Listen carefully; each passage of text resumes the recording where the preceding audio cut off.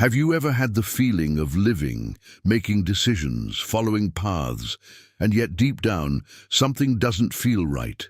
As if there is an invisible direction that you cannot see, an answer that never comes, a peace that always seems one step ahead, but never within reach. It's like walking on familiar terrain, but blindfolded.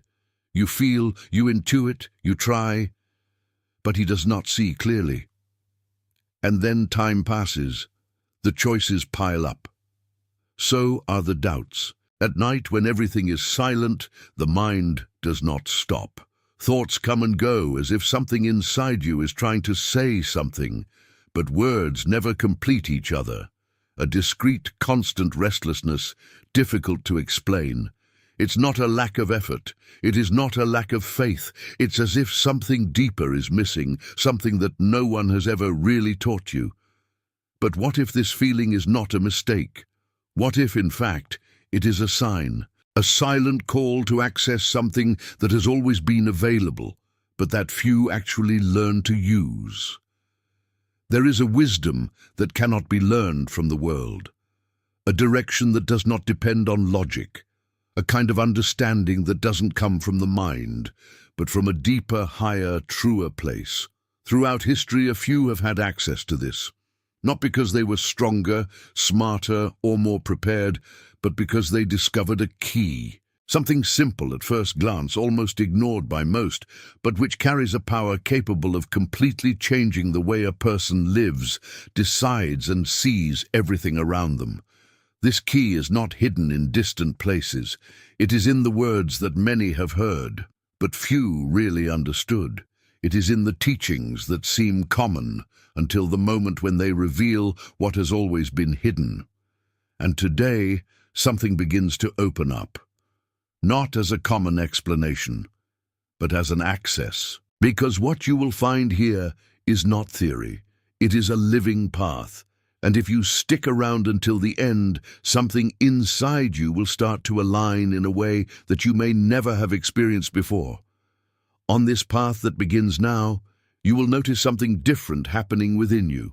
They are not just words, they are directions that touch deep areas of life, bringing clarity to decisions, peace to the mind, and meaning to what once seemed confusing. Each teaching reveals how God works in the details, how he speaks in silence, and how true wisdom can completely transform the way you live.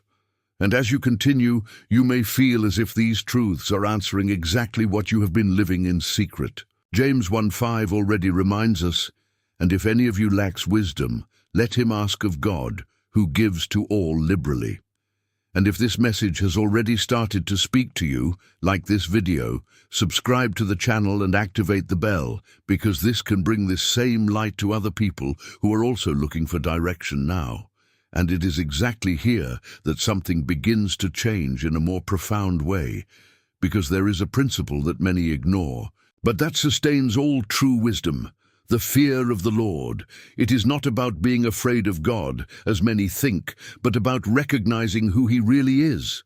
It is when the heart understands that it is in front of something holy, eternal, absolute, and everything inside you adjusts effortlessly. Job lived this in a way that few could bear. He lost possessions, family, health, and yet, in the midst of pain that no one can fully explain, he did not break with God. While everyone around sought quick answers, Job remained in awe. And in the midst of this scenario, a truth was released that echoes to this day. Job 28:28. And he said to the man, "Behold, the fear of the Lord is wisdom." Do you see the depth of this? Wisdom doesn't start when you understand everything. It begins when you stand rightly before God. Because while pride tries to control, fear surrenders. While the mind wants immediate answers, the spirit learns to wait. And it is in this space that something invisible begins to happen. Decisions become different, reactions change, even silence takes on another meaning. The fear of the Lord organizes the interior, puts everything in its place, and without realizing it, you begin to see more clearly. Many people seek wisdom as if it were an accumulation of information, but they continue to be lost in life's most important choices. This happens because this base is missing. Without the fear of the Lord, even the highest knowledge becomes unstable because it has no root. It's like building on sand. It seems firm for a while, but he can't resist when the pressures come. Now, when there is reverence, something aligns. The heart slows down, the soul finds direction, and even what once seemed confusing begins to make sense, little by little. Not because everything has been explained, but because you have come to trust those who know all things. And that changes everything, because true wisdom is not in having all the answers, but in walking safely even when they have not yet arrived. And perhaps without realizing it, that's exactly what was missing. No more effort, no more attempts, but an inner repositioning before God. Something simple, but profound enough to completely transform the way you live. If this message has touched you in any way, and you feel that there is something within your heart being adjusted right now, do not ignore it. It could be God Himself calling you to a deeper level. And if it makes sense to you, write Amen in the comments, because sometimes a simple answer is already the beginning of a transformation that you can't even imagine yet. And when this fear begins to settle within you, something even deeper becomes possible, learning to listen, because it is not enough just to recognize who God is. It is necessary to discern when He is speaking. And here, there is a detail that changes everything, because God's voice rarely comes in the way that most expect. Elias discovered this in one of the most fragile moments of his life. He was tired, emotionally drained, running away, trying to figure out what to do. And it was in this state that God decided to reveal Himself. First came a strong wind, the kind that breaks rocks, then an earthquake, then fire. All intense, impactful, impossible to ignore. But God was not in any of these signs. Then something almost imperceptible happened. 1 Kings 19:12 says, "After the fire, a still small voice." And it was there that Elijah understood. Most people are waiting for God to speak in the noise, in the extraordinary, in the remarkable event. But divine wisdom manifests itself in another way. It appears in the silence, in the details, in the moments when everything slows down. And this is the point that many miss. Because to hear that voice, it's not enough to want to. It is necessary to learn to silence. But silence is not just about staying in a quiet place. It is to calm thoughts, reduce haste, turn off the excess of external voices that compete for attention all the time. Because while everything is high within you, even God's voice can go unnoticed. And that explains why so many people say God doesn't answer, when in fact they can't see it. There is a profound difference between listening and acknowledging. Many even hear something, feel a direction, a restlessness, a peace that they cannot explain, but they ignore it because they expect something clearer, more direct, more unquestionable. But God works in sensitivity, not in imposition. He speaks in a way that only those who are attentive can discern. And when you start developing that sensitivity, something changes completely. Decisions are now guided by a silent certainty. Paths begin to open with a clarity that does not come from logic. And even what once seemed like doubt begins to turn into direction. Maybe what you need is not more answers, but less noise. Not of more visible signs, but of more spiritual sensitivity. Because the voice that can change everything in your life may not be the loudest, but it will be the clearest for those who really decide to listen. If this word is awakening in you a deep desire to hear God's voice more, write in the comments, "Speak, Lord, your servant hears," like a sincere prayer, like a door being opened. And leave your like on this video because it can carry that same message to others who are also trying to discern God's voice in the midst of silence. And when you begin to silence and perceive that small voice, a new capacity begins to be born within you. spiritual discernment, because listening is just the beginning. But understanding what's really behind each situation is what protects your path. And this is where many get lost, not for lack of faith, but for trusting only what the eyes show. Samuel was an experienced prophet, someone accustomed to hearing from God. Yet, when he was sent to anoint the new king of Israel, he almost made a mistake. When he saw Eliab, strong, imposing with the appearance of a leader, he immediately thought, "This is the one." It seemed obvious. It felt right.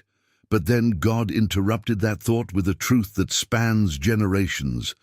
1 Samuel 16:7 says, "Man sees the outward side, but the Lord the heart." Do you see how this changes everything? What feels right isn't always right. What feels good can hide wrong intentions, and what is simple, even ignored, can carry a deep purpose. David wasn't even called at first. It was in the countryside, far away, forgotten to human eyes. But that was exactly where God's choice was. Spiritual discernment is this, to see beyond the surface. It's feeling when something isn't aligned, even if everything seems perfect. It is to realize when a decision, no matter how logical, does not bring peace in the heart.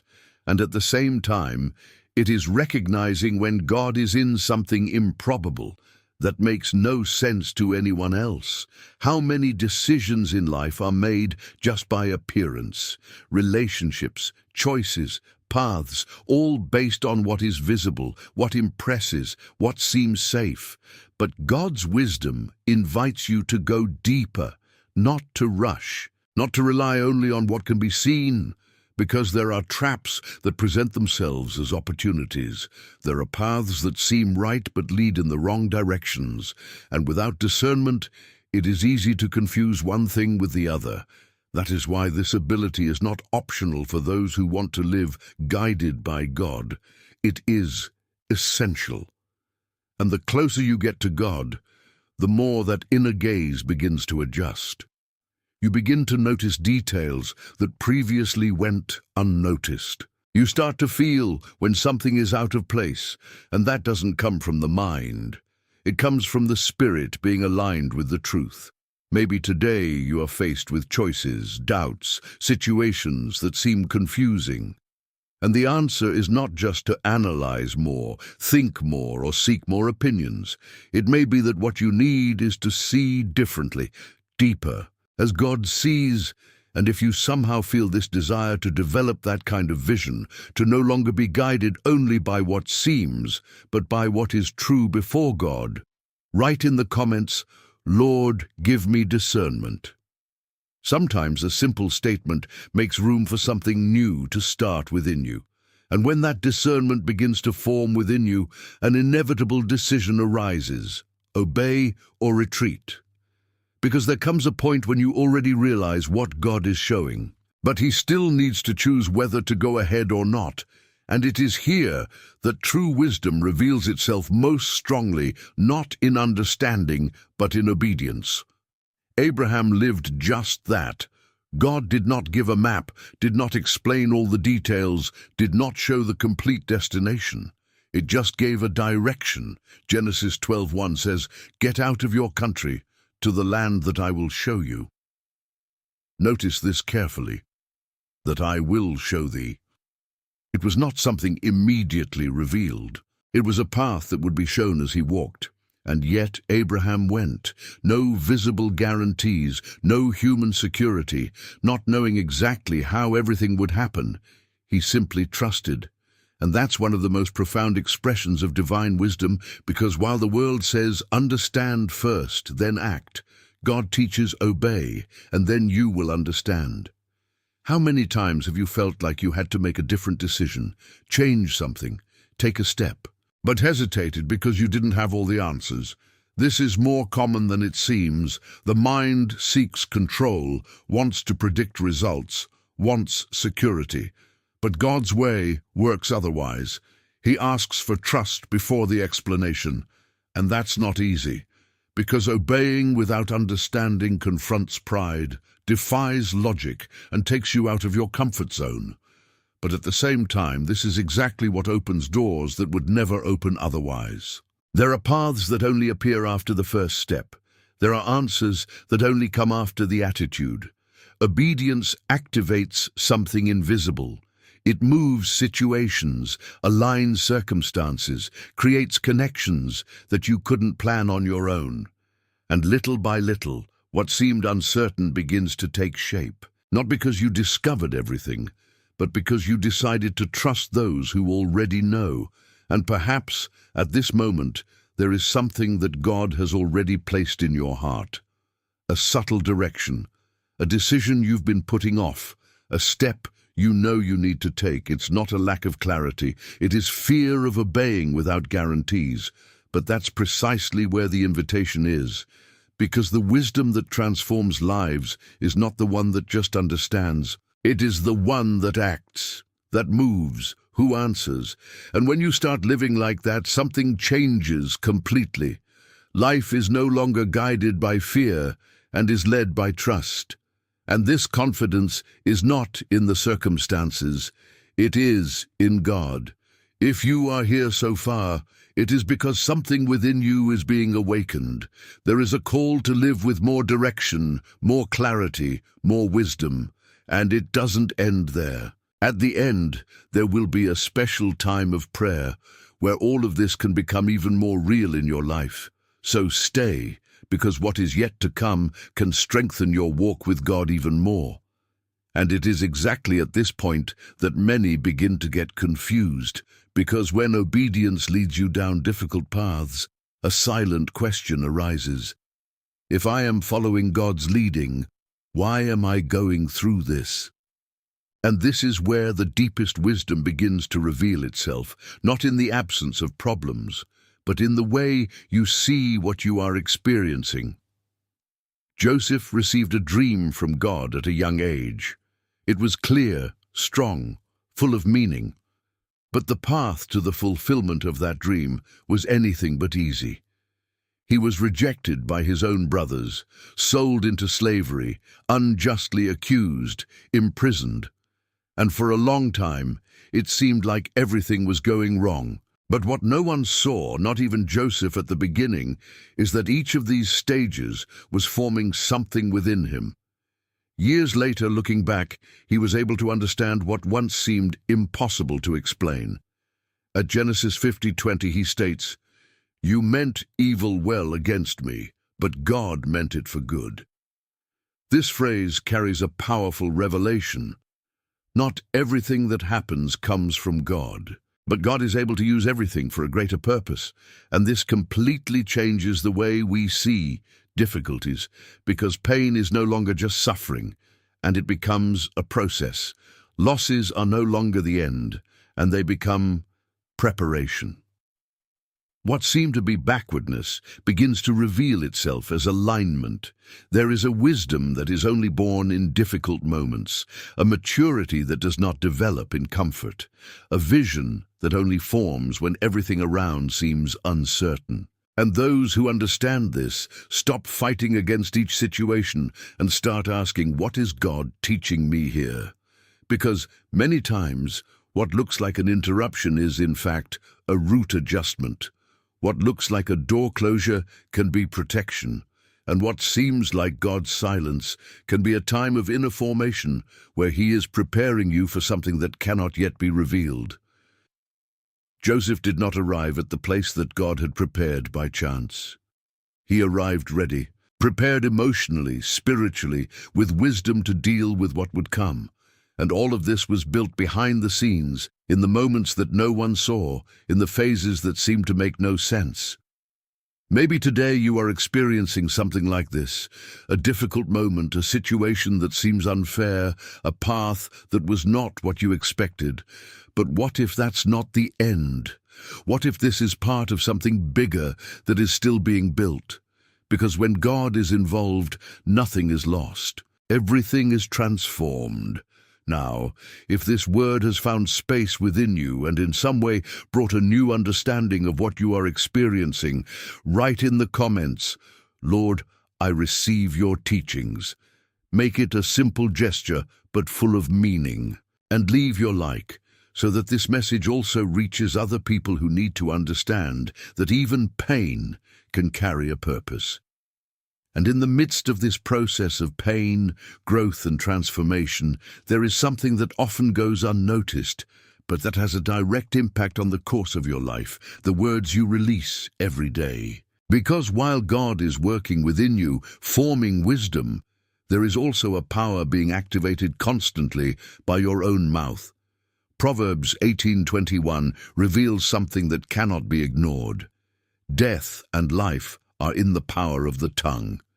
This is not just a metaphor, it is a spiritual reality. Words are not neutral. They carry direction, build paths, strengthen or weaken. And often, without realizing it, people end up sabotaging what God is trying to build simply by what they say repeatedly.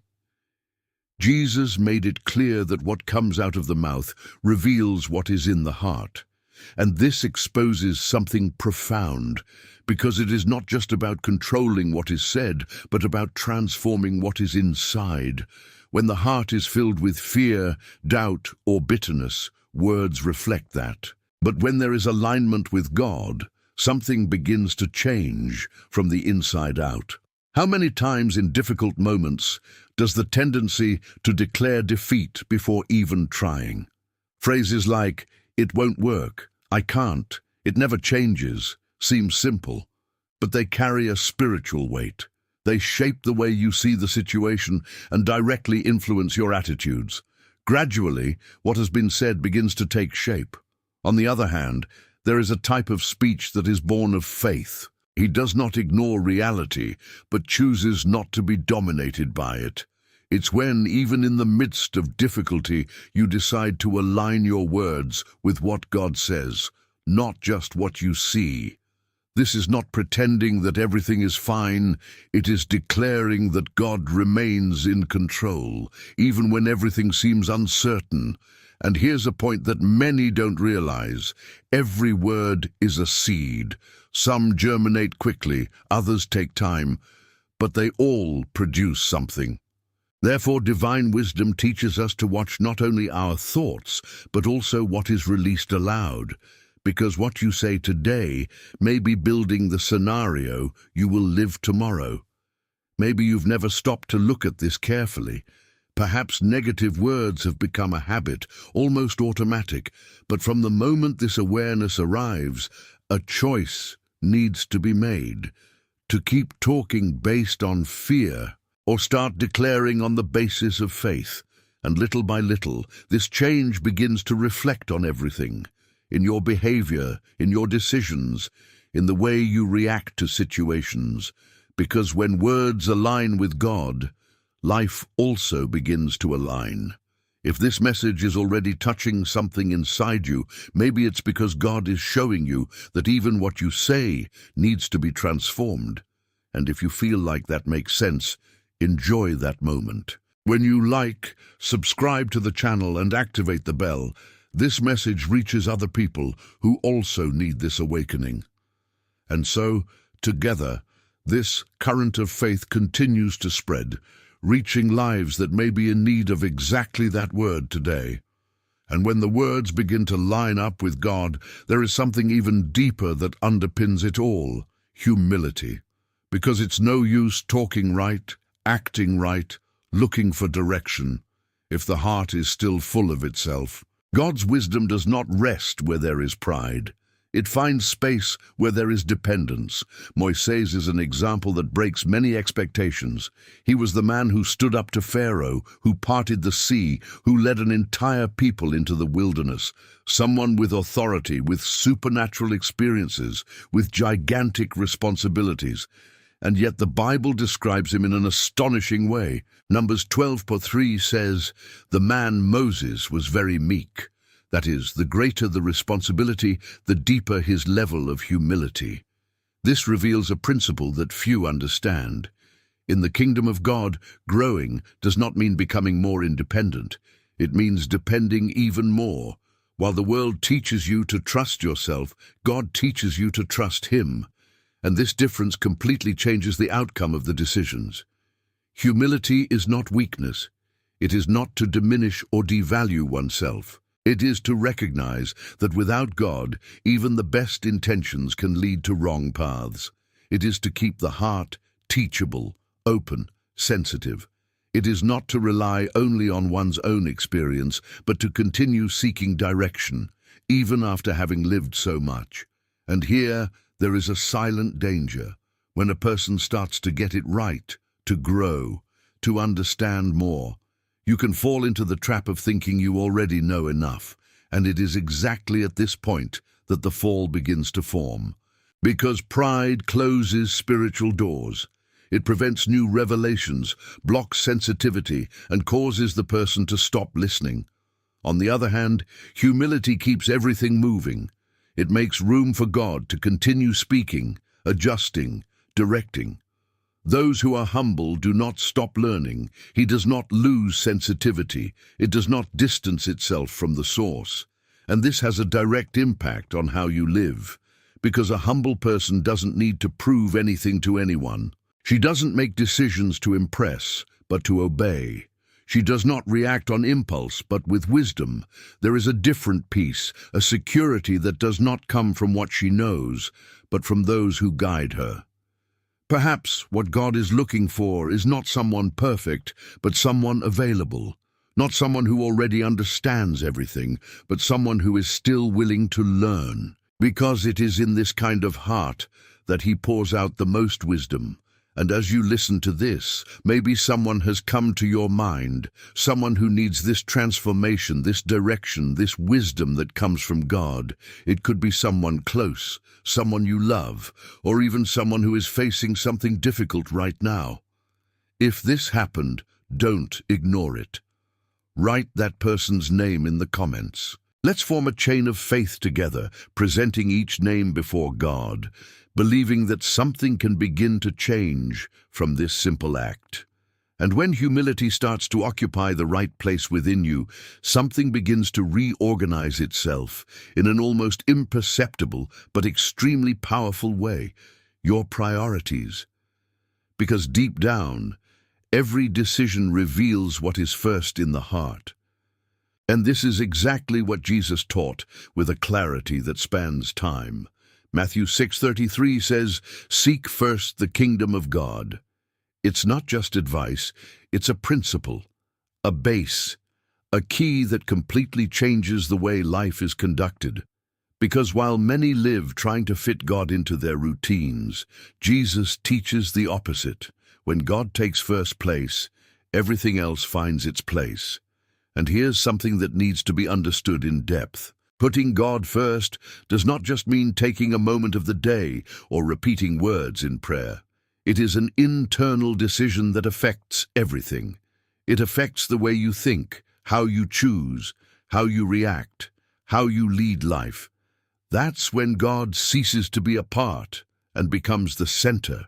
The problem is that without realizing it, many times other things take that place. Worries, fears, desires, everyday urgencies.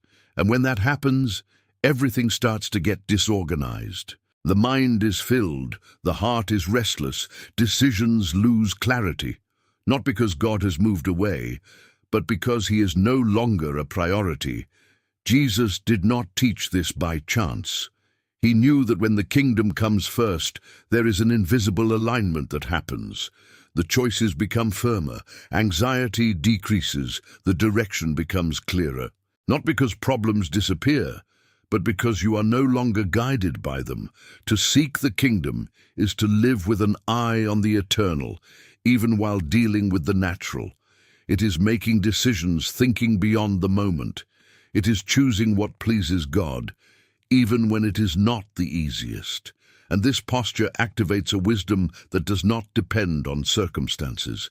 Because when God is at the center, you don't have to chase everything in desperation. There is a different trust, a peace that sustains, a certainty that what really matters will be added at the right time, in the right way. And perhaps, as you hear this, you realize that some things need to be adjusted, not in a heavy way, but consciously. small changes that reposition the heart. Because truth is simple and profound at the same time, what comes first sets the direction of everything else. And when that priority aligns, life begins to flow in a different way, lighter, clearer, firmer. Not perfect, but directed. Nothing happens by chance. If you've made it this far, there's a reason. There is something being adjusted within you, something being aligned with a higher purpose. So stay until the end, because what is yet to come may be exactly what was missing to consolidate this transformation and bring even more clarity to your walk with God. And when that priority begins to take hold within you, something inevitable happens. God begins to direct. But this direction does not always come in a logical, clear, or comfortable way. In fact, it often arises right in the middle of uncertainty, when there are no visible paths and everything seems closed. It was like that with the people of Israel before the Red Sea. Ahead, a sea impossible to cross. Behind, an army ready to attack. There was no strategy. There was no human way out. There was no time to plan. It was the kind of situation where anyone would think, it's over. But it was in this setting that God released one of the greatest demonstrations of divine direction. Exodus 14:14 declares, "The Lord will fight for you, and you will hold your peace." This completely breaks the natural logic, because when everything tightens, the tendency is to act in desperation, to try to solve it in any way, to look for an immediate way out. But God gives a different instruction: trust, and takes a stand. And then comes something even more challenging. God tells Moses to move forward. Next where? To the sea. It didn't make sense. There was no bridge, there was no boat, there was no explanation, but there was a word. And that was enough. Moses raises his staff, not because it seemed like a solution, but because God had spoken. And at that moment, something supernatural happens. The sea opens. The impossible becomes the path. What was a barrier becomes a passage. And here's one of the most profound teachings about godly wisdom. God doesn't just show the way. It creates the path as you walk. But this is only perceived by those who decide to trust before understanding. How many times does life put you in similar situations, moments when there is no clarity, no answers, no guarantees, just a feeling that he needs to continue, even without knowing exactly how? And it is precisely here that faith ceases to be theory and becomes practice. God's wisdom is manifest when you choose not to be guided only by what you see, because what is visible often limits, but what God is doing goes beyond what the eye can reach. And when you learn to trust that, something changes inside you. Fear loses strength, anxiety decreases, and a silent certainty begins to grow.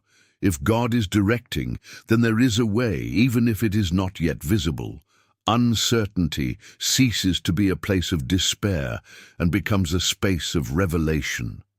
Because that's where you learn that you don't need to have all the answers to continue. You just need to recognize the voice, trust the direction, and take the next step. And as you move forward, what seemed impossible begins to open up. Not all at once, not in advance, but at the right time, exactly when you need it. Because this is God's standard. He guides, sustains, and reveals, one step at a time. And in the middle of this journey, while God directs, opens paths, and leads even in uncertainty, there is something that is often hidden, but that influences everything, what is inside you. Because there is no point in going in the right direction on the outside, if on the inside there are still open wounds, confused thoughts and emotions that have never been treated. David understood this in a profound way.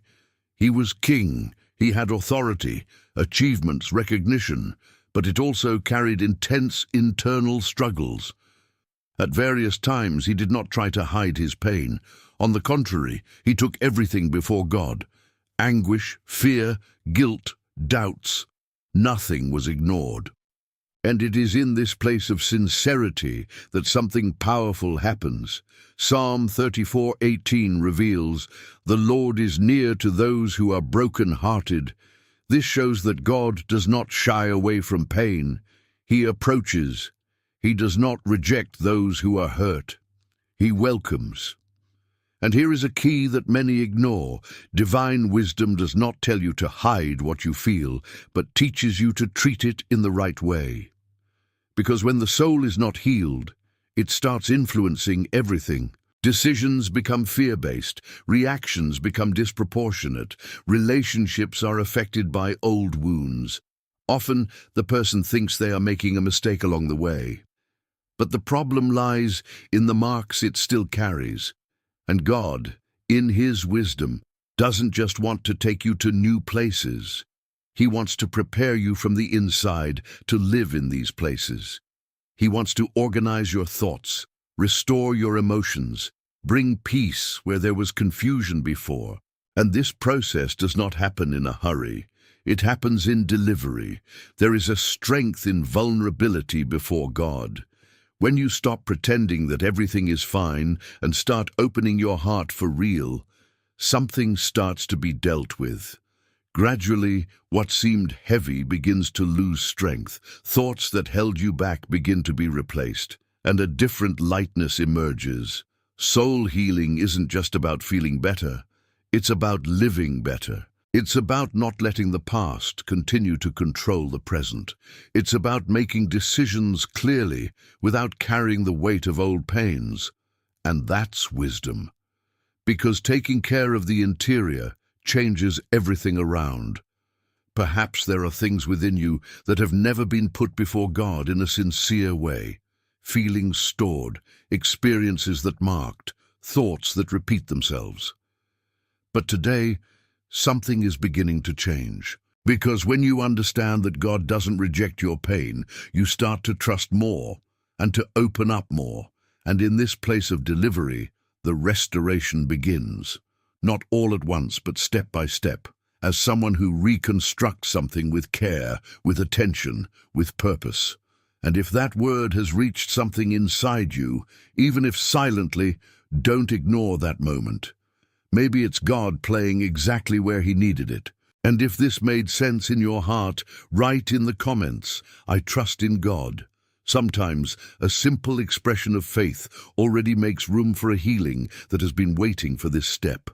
And after God begins to heal the inside, something even deeper becomes possible, reconnection.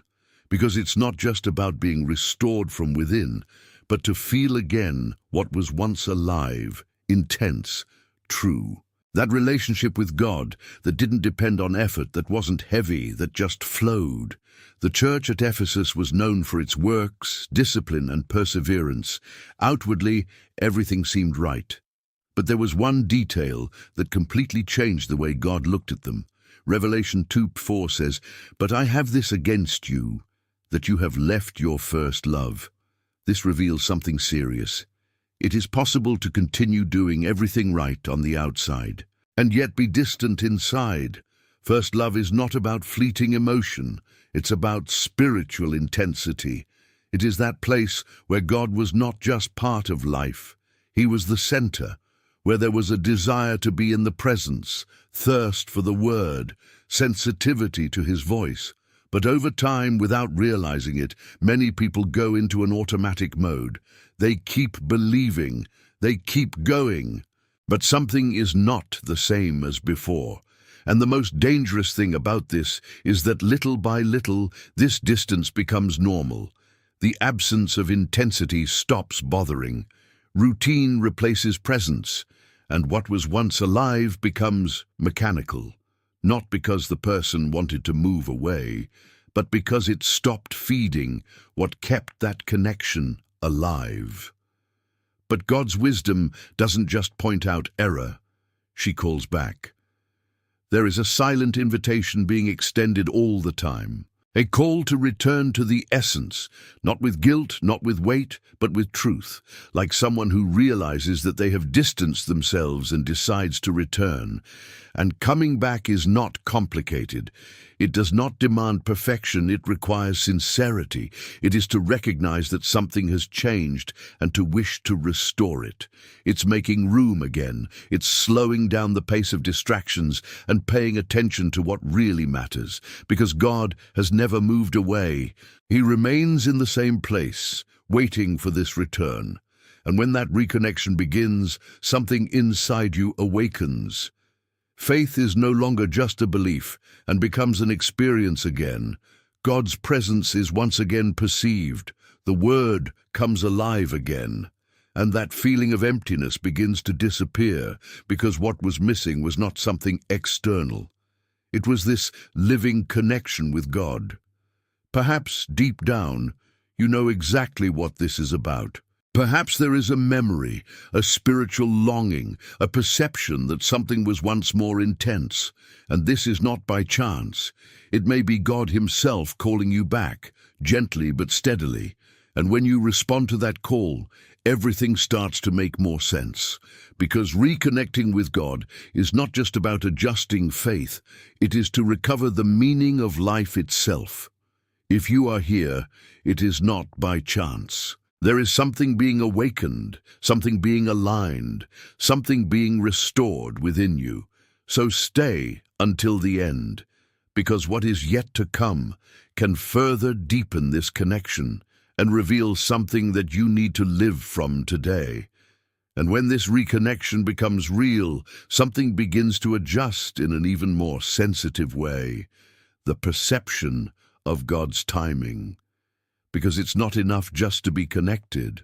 It is necessary to understand when to act, when to wait, and when to move urgently. And this discernment is one of the deepest secrets of divine wisdom. The Bible reveals a group that clearly carried this ability. In 1 Chronicles 12:32, it is written of the sons of Issachar, "They knew what Israel should do." This goes beyond intelligence or strategy. They understood time. They perceived the right moment. They had the spiritual sensitivity not to act before or after, but at exactly the right time. And here's something that many don't realize. Right decisions at the wrong time can lead to wrong results. Sometimes the person even has direction, even feels something from God, but it moves outside of time, and that generates frustration. At other times, the time to act arrives, but the person hesitates, postpones, ignores, and misses opportunities that don't come back in the same way. There is a spiritual rhythm that God establishes. There are seasons of silence where waiting is wisdom, but there are also times when standing still becomes disobedience. And the challenge is precisely to discern this difference, because God's timing does not follow human logic. Sometimes He speeds up processes.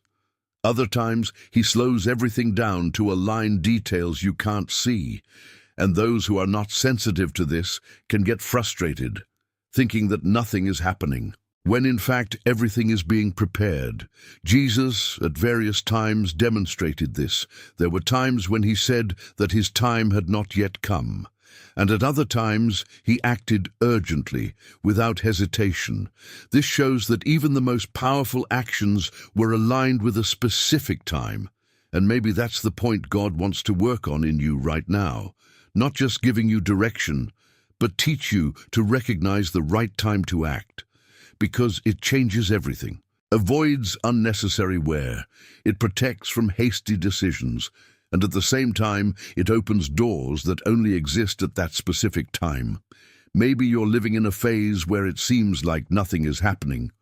Or maybe you're feeling restlessness, like it's time to move, but there's still doubt. And it is exactly in this place that discernment becomes essential. Because when you understand God's timing, you stop comparing yourself, stop rushing, and stop delaying. You start walking at the right pace, neither before nor after, and that brings a different peace, a security that does not depend on the circumstances, but on the certainty of being aligned. And if somehow you feel that God has already done things in your life, even if at unexpected times, maybe this is the time to recognize it. If your heart perceives God's goodness along your journey, write Amen in the comments. Sometimes a simple word carries enough gratitude to further align your heart with His perfect timing. And when you begin to discern God's timing and walk in line with Him, something inevitable happens. This wisdom ceases to be something just internal and begins to become visible, because true transformation is not hidden.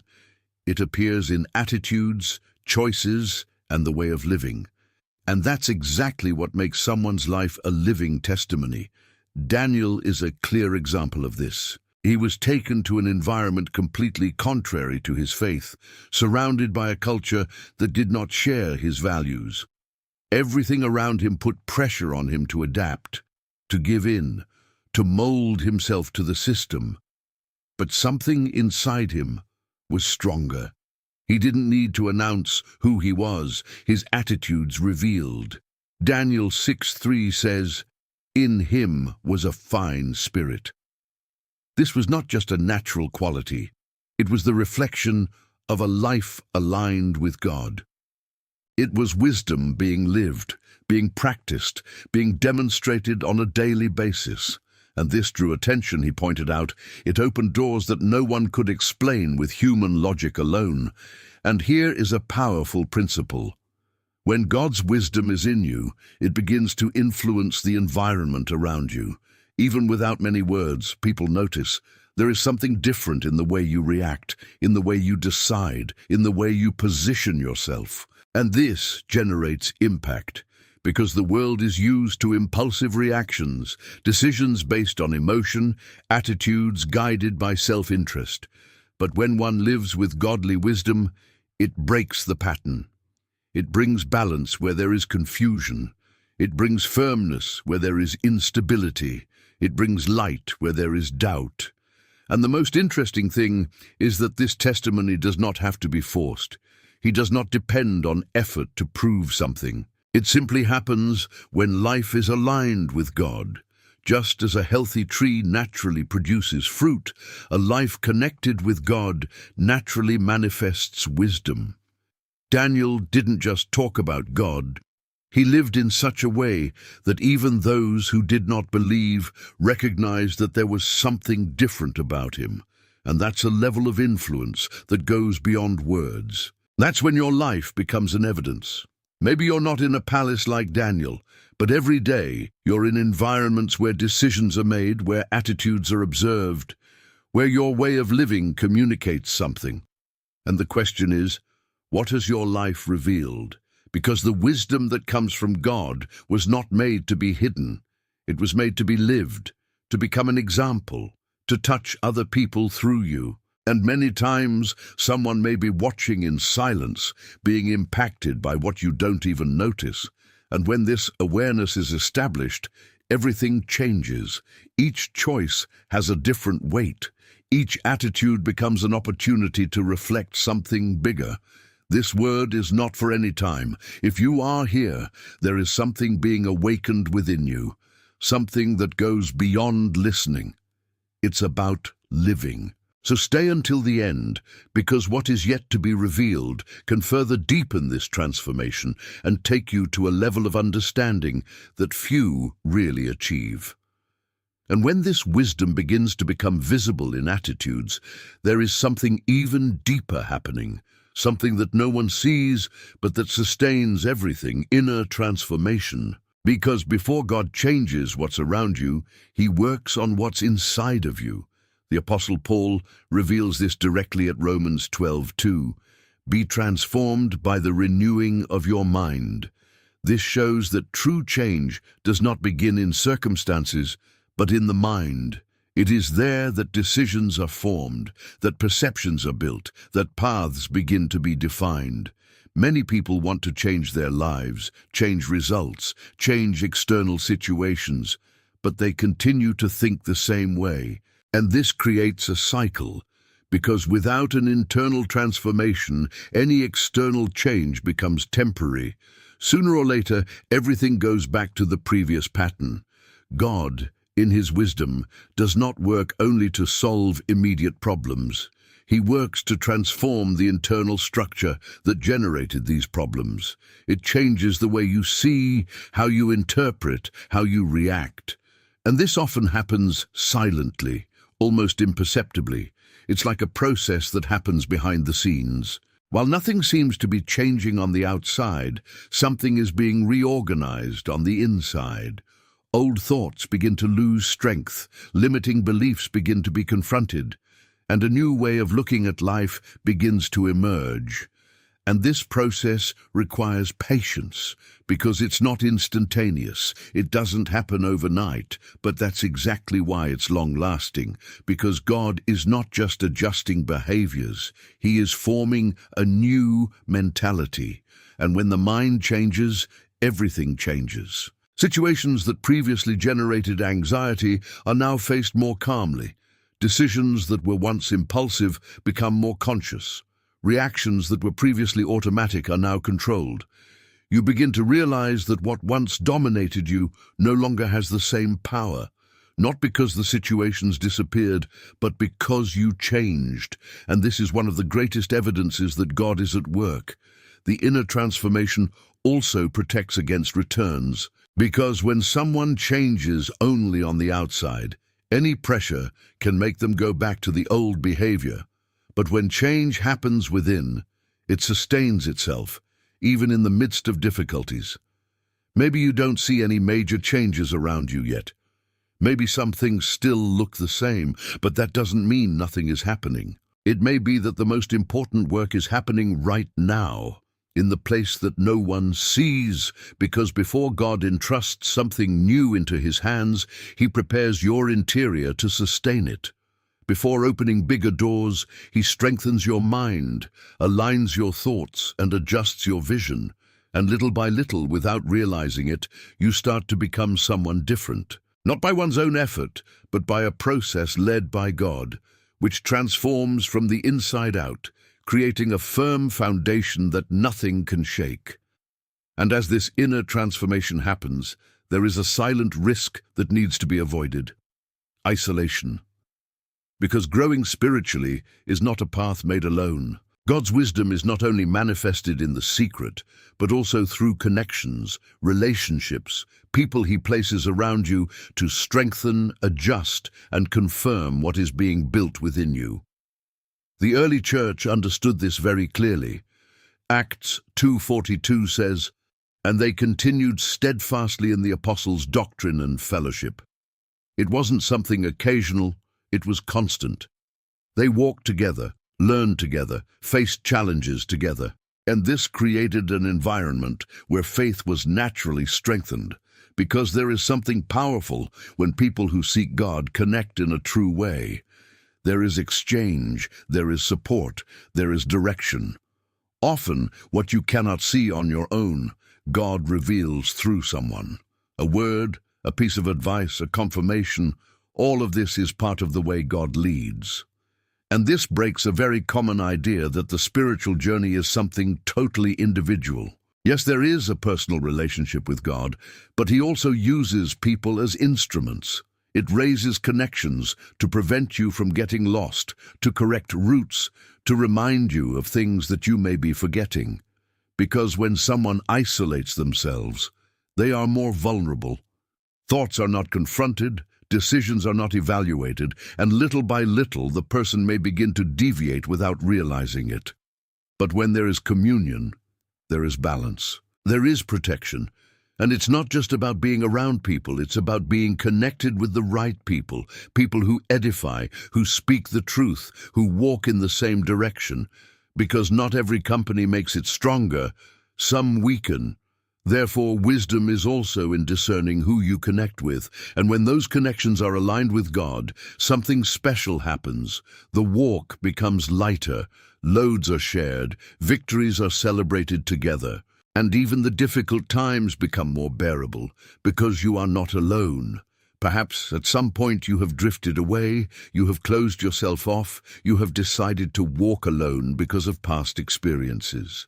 But God continues to raise opportunities, continues to connect people, continues to open paths for you to live this again in a healthy way. because there are levels of growth that only happen in communion. There are learnings that come through other lives. And to ignore this is to limit what God wants to do. And just as this message has reached you, there are other people who also need to be reached, who are seeking direction, consolation, and answers. By interacting with this video, you become a part of it. So if you want to be part of this mission and help take this word even further, like this video, subscribe to the channel and activate the bell, because together we can reach lives that may need exactly this message right now.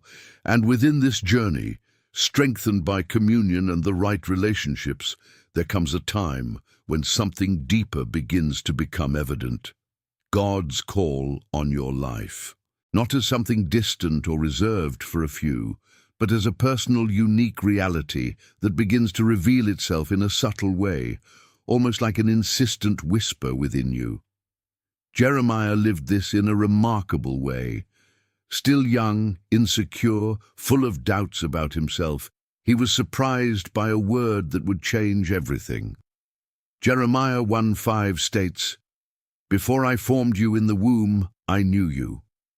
This breaks any human logic, because it shows that the call does not begin when you feel ready.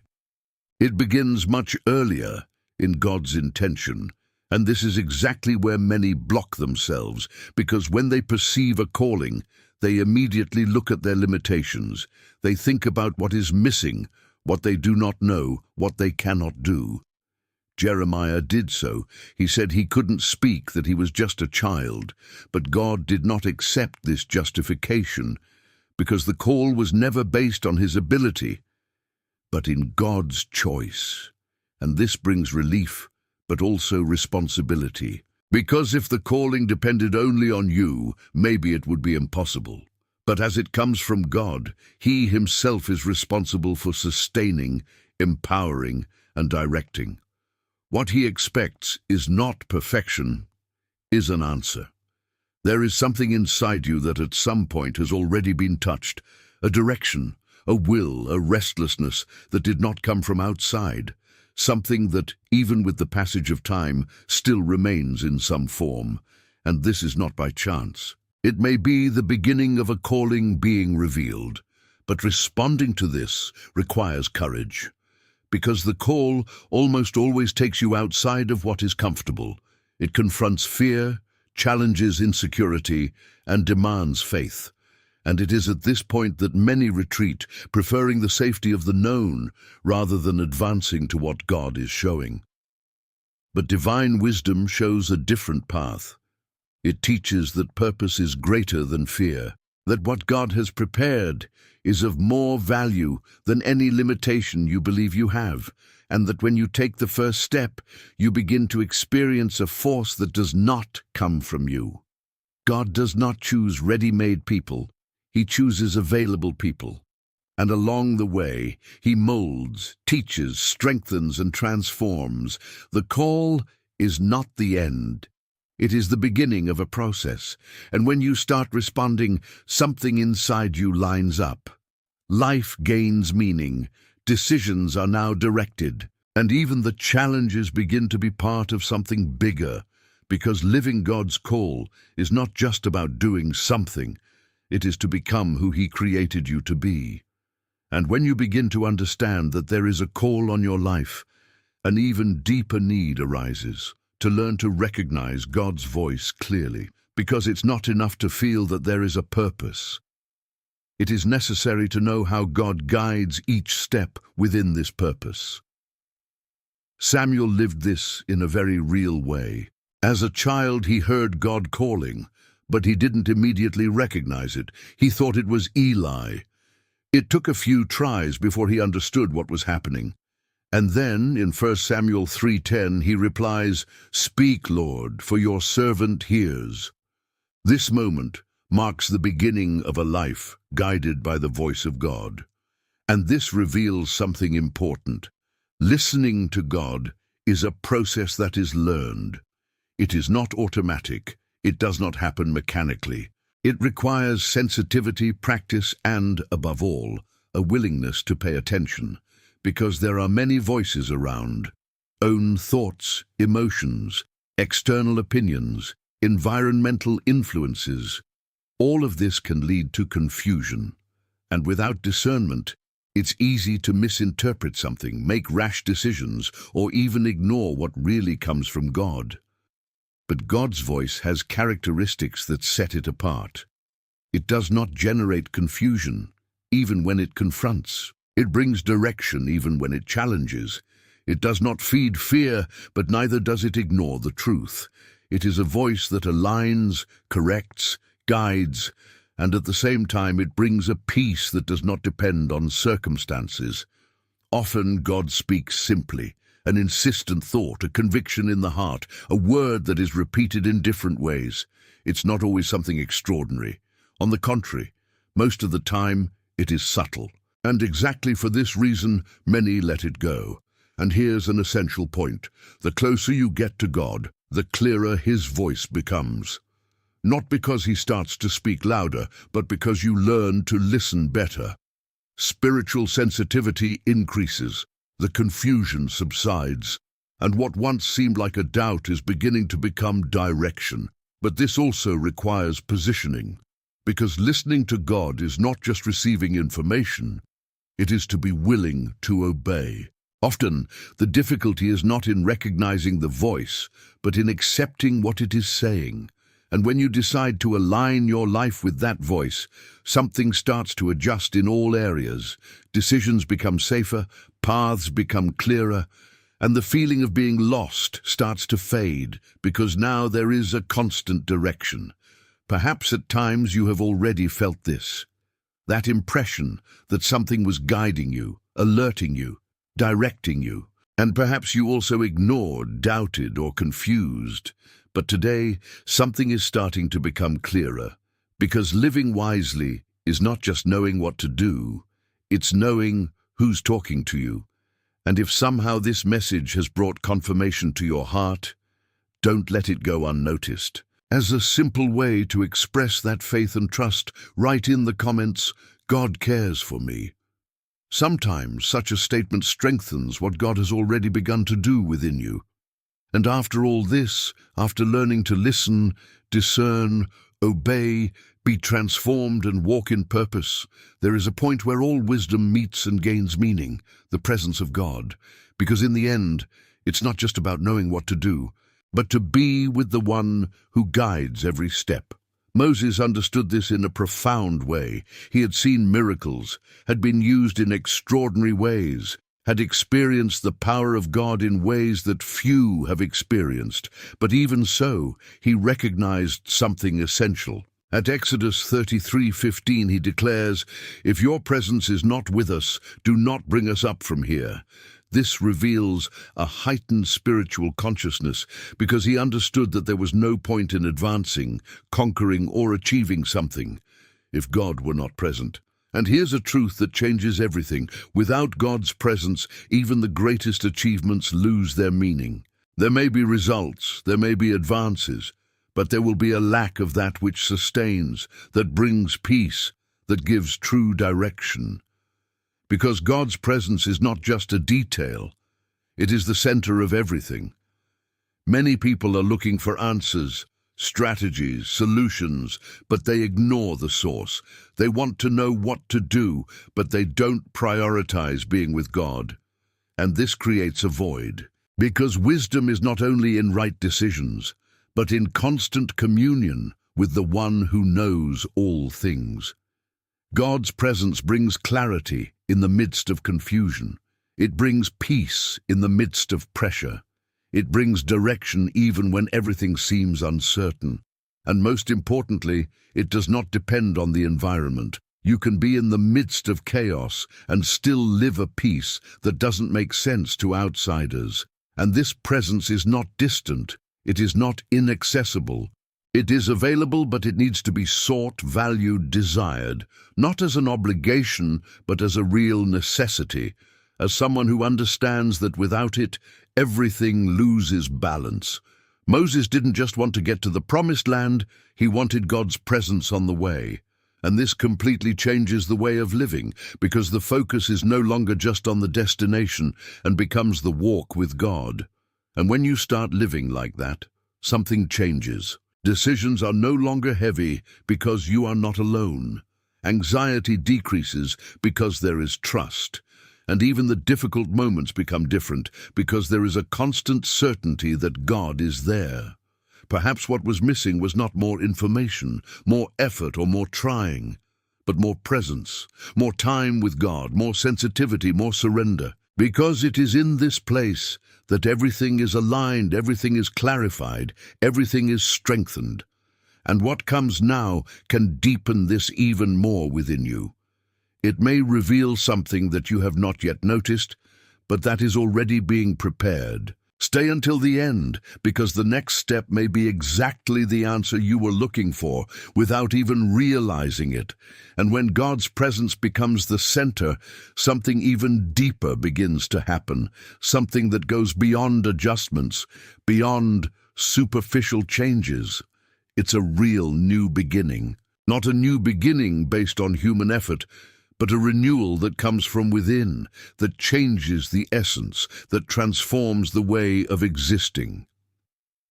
Nicodemus was a respected man, knowledgeable about the law, someone who already had a solid spiritual foundation. But when he met Jesus, he realized that something was still missing. And then he heard a truth that defied all his understanding. John 3:3 says, "Truly, truly, I say to you, unless one is born again, he cannot see the kingdom of God." This made no sense to human logic. How can someone be born again? But Jesus wasn't talking about something physical. He was revealing a spiritual transformation, a type of change that does not come from the outside in, but from the inside out. Many people spend their lives trying to improve behaviors, correct mistakes, adjust attitudes, but they still feel that something has not changed completely because the root remains the same. And that's exactly what divine wisdom reveals. It's not just about changing what you do, but to allow God to transform who you are. That's what the new birth is all about. It is when God touches the interior in such a deep way that the way of thinking changes, desires change, vision changes. Not by imposition, but by transformation. It is as if something old loses its strength and something new begins to emerge naturally. And this brings a freedom that many have never experienced, because the past is no longer a prison. Mistakes, failures, old stories, all of this loses the power to define who you are. Not because it was ignored, but because it was transformed. Spiritual renewal is not a passing emotion. It does not depend on specific moments. It is a continuous process where God is molding, adjusting, strengthening, and little by little you realize that you no longer react as before. You no longer think the same way. You no longer hold on to the same things. And the strongest thing about all of this is that this new beginning is available. It doesn't matter how much time has passed. It doesn't matter what has happened. It doesn't matter how many attempts have failed. God does not work with human limits. He works with new possibilities. Perhaps at some point you thought that it was too late, that some things could not change, that certain areas of your life were defined. But the truth is, in God, there is always a new beginning. And when this renewal begins, everything takes on a new meaning. Life is no longer a repetitive cycle and becomes a path of growth. Decisions are no longer based on the past and are guided by a new consciousness. Because when someone is born again spiritually, they are not just living. It is living in a completely different way, with a new vision, a new direction, and a new identity being formed at every turn. And when this renewal begins to transform who you are inside, something reveals itself even more clearly. Your life is not happening by chance. Every detail, every phase, every experience, everything starts to take on a new meaning when you understand that there is a purpose being built, even when it is not visible. Esther lived exactly that. She did not begin her history as queen. She was an ordinary young woman in a difficult context without imagining what was to come. But along the way, circumstances began to align in a way that no one could have predicted. And when the most critical moment arrived, a truth was released that crosses generations. Esther 4:14 says, "And who knoweth whether thou hast come to this kingdom for such a time as this?" This phrase carries something profound. It reveals that where you are today may not be a coincidence. The situations you live, the paths that have opened up, even the challenges that have arisen, it could all be connected to something greater that is still being revealed. Divine wisdom begins to change the way you view your own life. What once seemed random is starting to make sense. Difficult moments are no longer just pain and become preparation. What seemed like a delay may have been alignment. What seemed like a loss may have been protection. Because when God is leading, there are no loose pieces. There is a purpose being formed, even when you can't see the full picture. And this brings a different clarity. A security that does not depend on the circumstances, but on the certainty that there is something greater in progress. And here's an important point. Figuring out purpose isn't just about understanding what you should do. It is understanding why you are where you are. It is realizing that your life has value, direction, and meaning within a larger plan. Esther could have ignored that moment. I could have chosen silence, comfort, security. But she understood that there was something greater than fear. And when he decided to act, he not only fulfilled his purpose, it impacted an entire nation. It shows that purpose is never just about you. He always reaches out to others. It always generates impact beyond what you imagine. And often, what God wants to do through your life is linked to specific moments, to decisions that seem small, but that carry profound consequences. Maybe you're in a phase where a lot of things still don't make sense, but that doesn't mean there is no purpose. It may just be the preparation time. It could be the beginning of something that is yet to be revealed at the right time.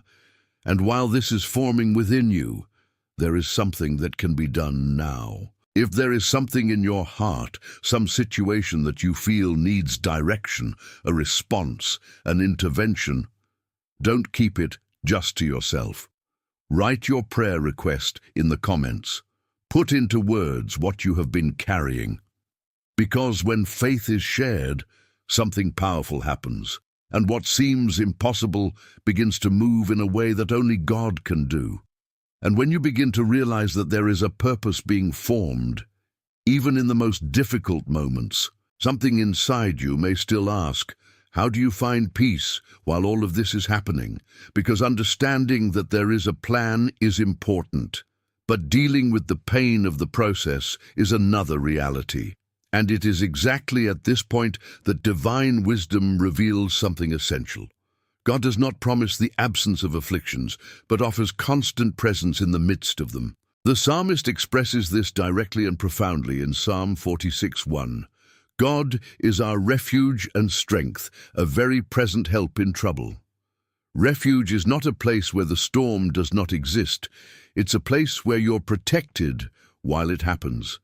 And that completely changes the perspective. Because the peace that God offers does not depend on circumstances calming down, but on the certainty that He is present in every detail. How many times does the mind try to find rest only when everything is resolved? As if peace were a result of external situations, but God's wisdom teaches otherwise. True peace is born when the soul finds a safe place, even in the midst of chaos. And this place is not physical, it is spiritual. It is when you learn to lean on God, to trust even without understanding, to rest even when there are still unanswered questions. It's not ignoring the pain, it's not pretending that everything is fine. It is knowing where to take shelter while everything is happening. The psalmist did not deny his afflictions. He felt, expressed, faced, but he knew where to run, and that made all the difference. Because there are pains that cannot be avoided, but they can be crossed differently when you are not alone. God's presence brings a peace that cannot be explained with logic alone. It is something that sustains inside, that calms the mind, that strengthens the heart. Even when circumstances remain difficult, there is an inner stability that begins to form, and little by little, you realize that you don't need to have control of everything to be at peace. You don't need to have all the answers. It doesn't need everything to be solved, because your safety is no longer in the situations. It is in God. Maybe today there is something weighing on you, a concern, a pain, a situation that has not yet found a solution, and the natural tendency is to try to solve, to understand, to control. But there is an invitation being made now. Rest. I don't eat someone who gives up, but as one who trusts, as one who understands that there is a refuge available, a safe place where the soul can find relief, even before the outer change takes place. And when you learn to access this place, something changes profoundly. Anxiety loses strength, fear decreases, and a silent peace begins to take place, not because everything has changed, but because you have found where to sustain yourself while everything is still being transformed. And as you learn to rest in God's presence, even in the midst of uncertainty, another dimension of divine wisdom emerges, noticing the signs He leaves along the way. Because God doesn't just speak, He also confirms. It doesn't just direct, He reinforces it in ways that often go unnoticed by those who are not attentive. Gideon lived this moment very intensely. He was insecure, full of doubts, questioning whether it was really God who was speaking to him. And in the midst of this uncertainty, he made a sincere request. Judges 6:17 records, "If I have now found favor in your sight, give me a sign." This shows that God does not reject those who seek confirmation with the right heart. But there is an important detail here. Gideon was not asking for signs out of curiosity or lack of faith. He was seeking security to obey. And that makes all the difference, because divine wisdom is not in living depending on signs all the time, but in recognizing when God, in His grace, decides to confirm something to strengthen you. God communicates in ways that go beyond the obvious. Sometimes it's a word that repeats itself in different ways. Other times it's a situation that fits unexpectedly. It can be a peace that remains even when everything seems uncertain, or even a restlessness that doesn't let you ignore a certain direction. And here's the point, not everything is a sign. But when God gives one, He brings clarity, not confusion. He does not generate anxiety, does not pressure, does not contradict what He has already revealed. On the contrary, He confirms, aligns, and strengthens that which was already being worked on within you. The danger lies in looking for signs in an uncontrolled way, trying to turn every detail into a divine response. This generates dependence, confusion, and can lead to wrong decisions. Wisdom is in balance. It is trusting in what God has already said, but also being sensitive when He decides to confirm. And when you start living like that, something changes. You're no longer lost trying to interpret everything, but neither does it ignore that which clearly bears the mark of God. There is a different security, a firmer trust, a peace that accompanies decisions. Perhaps looking back, you realize that you have already received signs that you did not recognize at the time. Moments when God tried to show something, confirm a path, warn about a decision. And today, with more clarity, everything begins to make sense, because God does not leave His children without direction. He speaks, He confirms, He leads. But it is up to you to develop that sensitivity, that discernment, that attention to detail that carries spiritual meaning. And if somehow you feel that this message did not reach you by chance, that there is something being confirmed within your heart right now, write in the comments, "God chose me." Because when that truth is recognized, something strengthens within you, and the path begins to become even clearer. And even when God confirms, directs, and shows signs along the way, there is still a level of trust that goes beyond all of that. Because there comes a time when there are no more visible signs, there are no more external confirmations. And yet, you need to keep believing. This is where unshakable faith is born. Abraham lived this kind of faith. God made a clear promise. He would be the father of a great nation, but time has passed, and nothing happened. The circumstances were totally contrary. Age advanced, the body no longer corresponded, logic said it was impossible. And yet, Romans 4:18 declares, "Who in hope believed against hope." This means that Abraham chose to believe when there were no longer any natural reasons to believe. He did not deny reality, but he decided not to be governed by it. And this is one of the greatest expressions of divine wisdom, trusting in the promise, even when the scenario seems to deny everything. Because it's easy to have faith when everything is aligned, when the doors are open, when the signs are clear. But true faith reveals itself when all seems silent, when there are no guarantees, when there are no immediate answers, when everything invites you to give up. And yet you remain. And that's not a human force. It is not stubbornness. It is not empty insistence. It is a trust built on who God is. It is looking at His faithfulness, at what He has already done, at the truth of His word, and decide to stand firm. Often, what God promises is not fulfilled in the time you expect, and in that space between promise and fulfillment, faith is tested. Thoughts arise, doubts appear, anxiety tries to take over. And that's exactly where the decision needs to be made.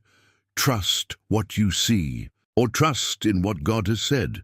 Abraham did not immediately see the fulfillment, but he kept walking as if it were already a reality. And little by little, the impossible began to line up. Because when faith stands firm, it sustains your attitudes, your decisions, your way of living. Maybe you're living that kind of moment right now.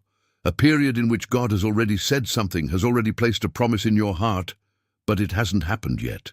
And the silent question begins to arise, will it really happen? And it is at this exact point that this word comes alive. Because the faith that transforms does not depend on evidence. It relies on the promise. It remains when there are no signs. It continues even when everything seems otherwise. And when you decide to live like this, something strengthens within you. A firmness that is not shaken by circumstances. A peace that does not depend on immediate results. And a confidence that sustains you until the moment when everything begins to come true. Maybe you've been waiting for an answer for a long time. Something that hasn't happened yet, but that is still alive inside you. And if you've made it this far, God may be reminding you of exactly that now. So stay until the end, because what is yet to come can strengthen your faith even more and help you see what is not yet visible, but is already being prepared. And when faith remains firm, even without seeing, it rests on something even more solid, God's promises. Because believing without evidence is not leaning on emptiness. It is trusting in something that has already been established, even if it has not yet manifested. Joshua has reached a moment that few experience. He didn't just hear promises, he saw the fulfillment. After years of waiting, battles, challenges, and uncertainties, the truth has revealed itself incontrovertibly. Joshua 21:45 declares, "No promise failed of all the good words which the Lord had spoken." None. This means that everything that God had said, even if it took time, even if it seemed far away, was fulfilled exactly as promised. And this brings deep security, because the basis of faith is not in feelings or circumstances, It is in God's faithfulness. He doesn't talk for the sake of talking. He does not promise on impulse. Each word released carries a commitment, a spiritual guarantee that does not depend on human time to be fulfilled. The problem is that in the middle of the way, time can be confusing. When something takes time, the mind begins to question, will it happen? Did I understand correctly? Does it still make sense to believe? And it is in this space that many weaken, not because the promise is no longer true, but because time seems to contradict. But divine wisdom teaches something different. It shows that God's timing does not nullify the promise. He prepares the fulfillment. While you wait, something is being lined up. Circumstances are being arranged, details are being adjusted, and often you yourself are being prepared to sustain what was promised. Because receiving a promise before it's ready can become a burden. Therefore, God does not work only to deliver, He works to prepare, and this process requires trust. It requires standing firm even when there are no visible signs. Joshua had to cross deserts, face battles, deal with moments of uncertainty. But he continued. And at the right time, everything began to come true. This shows that the promise does not depend on the ease of the path. It depends on God's faithfulness. Perhaps today there is something that God has already placed in your heart, a word, a direction, a promise that has not yet materialized, and time has tried to weaken this. But this message comes as a reminder. God does not fail. What He said is still valid. What He has promised keeps moving, even if you don't see it. And as you keep walking, trusting, staying, something is being prepared. And at the right moment, what seemed distant begins to become reality. If this message has found space within you, understand that this is no coincidence. God is speaking, strengthening, reminding. And if you want to continue receiving this kind of direction, subscribe to the channel and turn on notifications, because this journey will still reveal things that can completely transform the way you live and understand God's ways. And when God's promises become the foundation of your faith, something emerges that sustains you through the most difficult times. Hope. Not a fragile hope based on feelings, but an inner strength that remains even when everything around seems to fall apart. Jeremiah lived through one of the most devastating scenarios anyone could face. He saw his city destroyed, his people suffering, everything that seemed safe being shaken. Humanly, there was no reason to keep believing. But in the midst of this chaos, he declared something that reveals a deep level of spiritual wisdom. Lamentations 3:22-23 says, "The mercies of the Lord are the cause of our not being consumed. They are renewed every morning." Notice this carefully. Jeremiah was not ignoring reality. He was surrounded by pain, loss, and uncertainty. But still, he chose to look at something bigger. He decided to renew his hope, not because circumstances changed, but because God remained the same. And here's a secret that few understand. True hope is not born from what you see. It is born from what you choose to believe. It's a choice, a spiritual decision to trust in God's faithfulness, even when everything seems otherwise, because it's easy to hold on to hope when all is well, when there are signs, when there are answers, when things make sense. But the hope that transforms is the one that remains when none of this is present. It is the one that resists silence, that stands firm in the midst of doubts. And this is not naivety. It's not ignoring problems or pretending that everything is fine.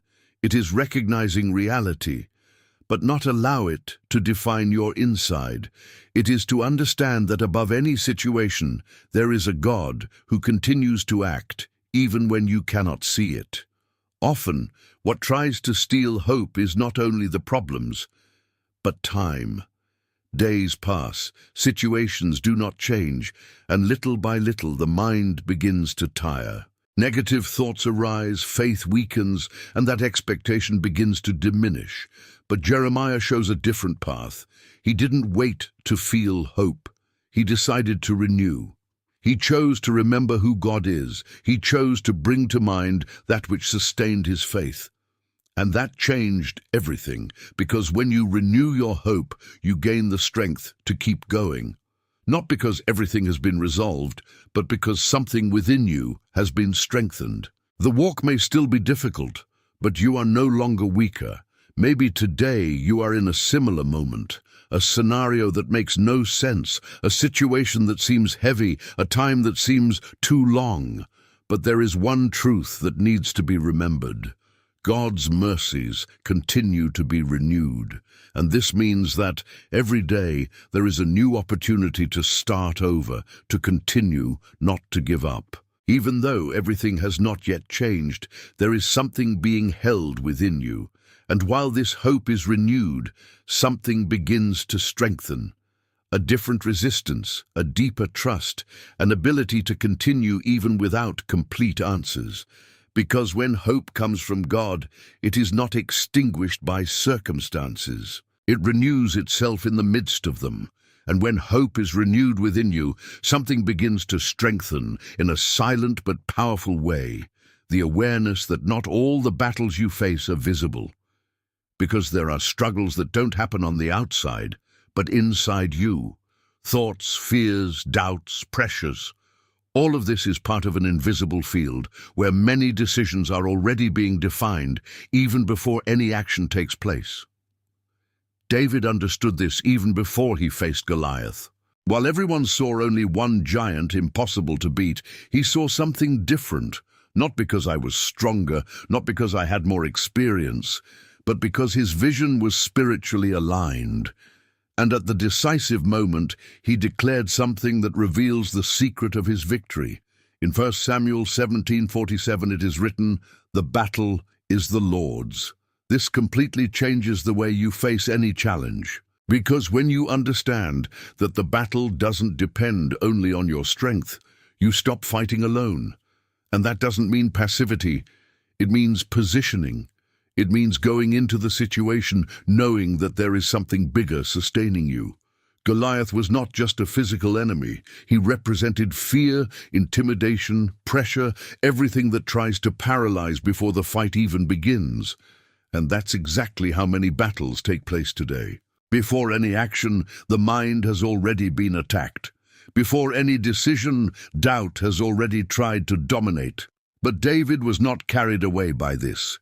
He did not ignore the size of the problem, but he also did not allow that to define his stance.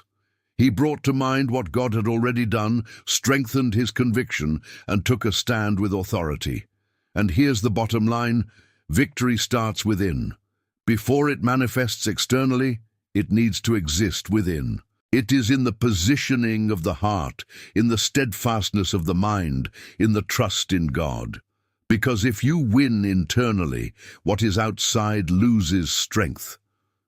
Divine wisdom teaches that not every battle should be fought with human effort.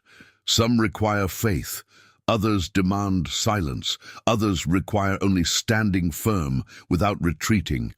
And understanding this prevents burnout, avoids frustration, and directs you in the right way. Perhaps today there is something in front of you that seems too big. A situation that intimidates, that generates insecurity, that seems out of their reach. But what you need to understand is that this struggle may not only be on the natural plane, and when you start to position yourself spiritually, something changes. The way of thinking changes. The way of reacting changes. And that pressure that seemed unbearable begins to lose strength, because now you are no longer looking only at the problem. You are looking at who is with you. And little by little, what seemed impossible begins to adjust. Not necessarily in the way you imagined, but in the way that God leads. Few people can perceive this because it requires spiritual sensitivity. But if you are here, it is because something within you is being awakened. So stay until the end. because what is yet to be revealed can show you how to win battles that many can't even see, but that make all the difference in life. And when you begin to win these invisible battles within yourself, something even deeper reveals itself, the ability to fight for others, because divine wisdom is not limited to life itself. It expands. It takes you to a place where your prayers are no longer just for yourself and start to carry the weight of other lives. Ezekiel brings a statement that reveals how serious this is. In Ezekiel 22:30, it is written, "I sought out of them a man to stop up the wall." God was looking for someone willing to put himself in the gap. Someone who understood that there are situations that only change when someone decides to intercede. This shows that there are battles that other people cannot win alone. Situations where there is a lack of strength, a lack of direction, a lack of understanding. And it is at this point that intercession comes in as a powerful spiritual action, not visible to the eye, but real in the spiritual world. Interceding is not just praying superficially, it is to take a stand. It is to carry in your heart something that may not even be yours, but that God has placed there. It is to feel the weight of a situation and decide not to ignore it.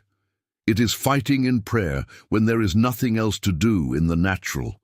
Many don't realize it, but there are deliverances, changes, and responses that happen because someone prayed. Someone stood before God and asked, insisted, stayed. And this moves something that goes beyond human logic. Divine wisdom teaches that prayer is not a last resort. It's strategy. It is action. It's part of the process. And when someone understands this, they stop seeing prayer as something simple and start seeing it as an instrument of transformation. Maybe you've felt this at some point. That sudden worry for someone, a name that comes to mind, a willingness to pray for no apparent reason. This is no coincidence. Often it is God inviting you to take a stand, because there are people who are living battles that you don't see, situations that are beyond what is visible, and intercession becomes a bridge, a path where God acts through someone who decides not to be indifferent. And the strongest thing about all of this is that while you intercede, something also happens within you. Your faith is strengthened, your sensitivity increases, your connection with God deepens, because you stop living only for yourself and start participating in something bigger. To intercede is to become an instrument. It is allowing God to use your life to reach others, and this carries a level of purpose that goes beyond any personal achievement. And little by little, you begin to realize that you are not just living your own story. It is part of something much bigger, where invisible decisions generate eternal impacts. And when you begin to intercede, to carry others in prayer, to stand spiritually for something greater than yourself, there is an even deeper level that God desires to reveal: intimacy. Because it's not just about talking to God at specific times, but to live with Him continuously. Enoch lived this in a way that goes beyond ordinary understanding. Genesis 5:24 says, Enoch walked with God, and he didn't show up again. This does not speak of an occasional encounter, but of a constant walk.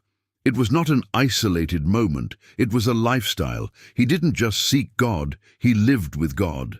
And here is one of the greatest secrets of divine wisdom. Intimacy is the place where everything becomes clearer.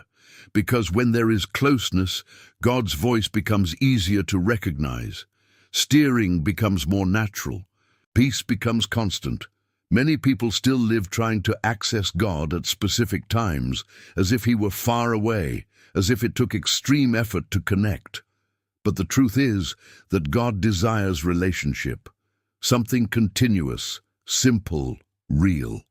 Intimacy is not about the number of words. It's about presence. It's about including God in everyday life, in decisions, in thoughts, in simple moments. It is talking, but also listening. It is to stop, but also to walk together. And the more this communion is strengthened, the more you perceive subtle but profound changes. That feeling of being alone disappears. Insecurity decreases. Clarity increases. Because now you're not trying to live on your own. You are walking with God.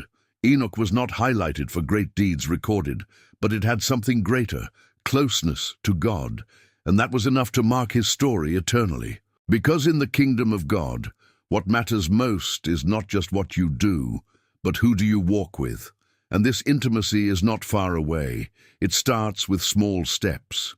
A time apart, a sincere heart, a decision to prioritize that connection, not as an obligation, but as I wish. Perhaps, throughout life, this closeness has been lost a little. The routine, the worries, the distractions, all of this may have taken up space.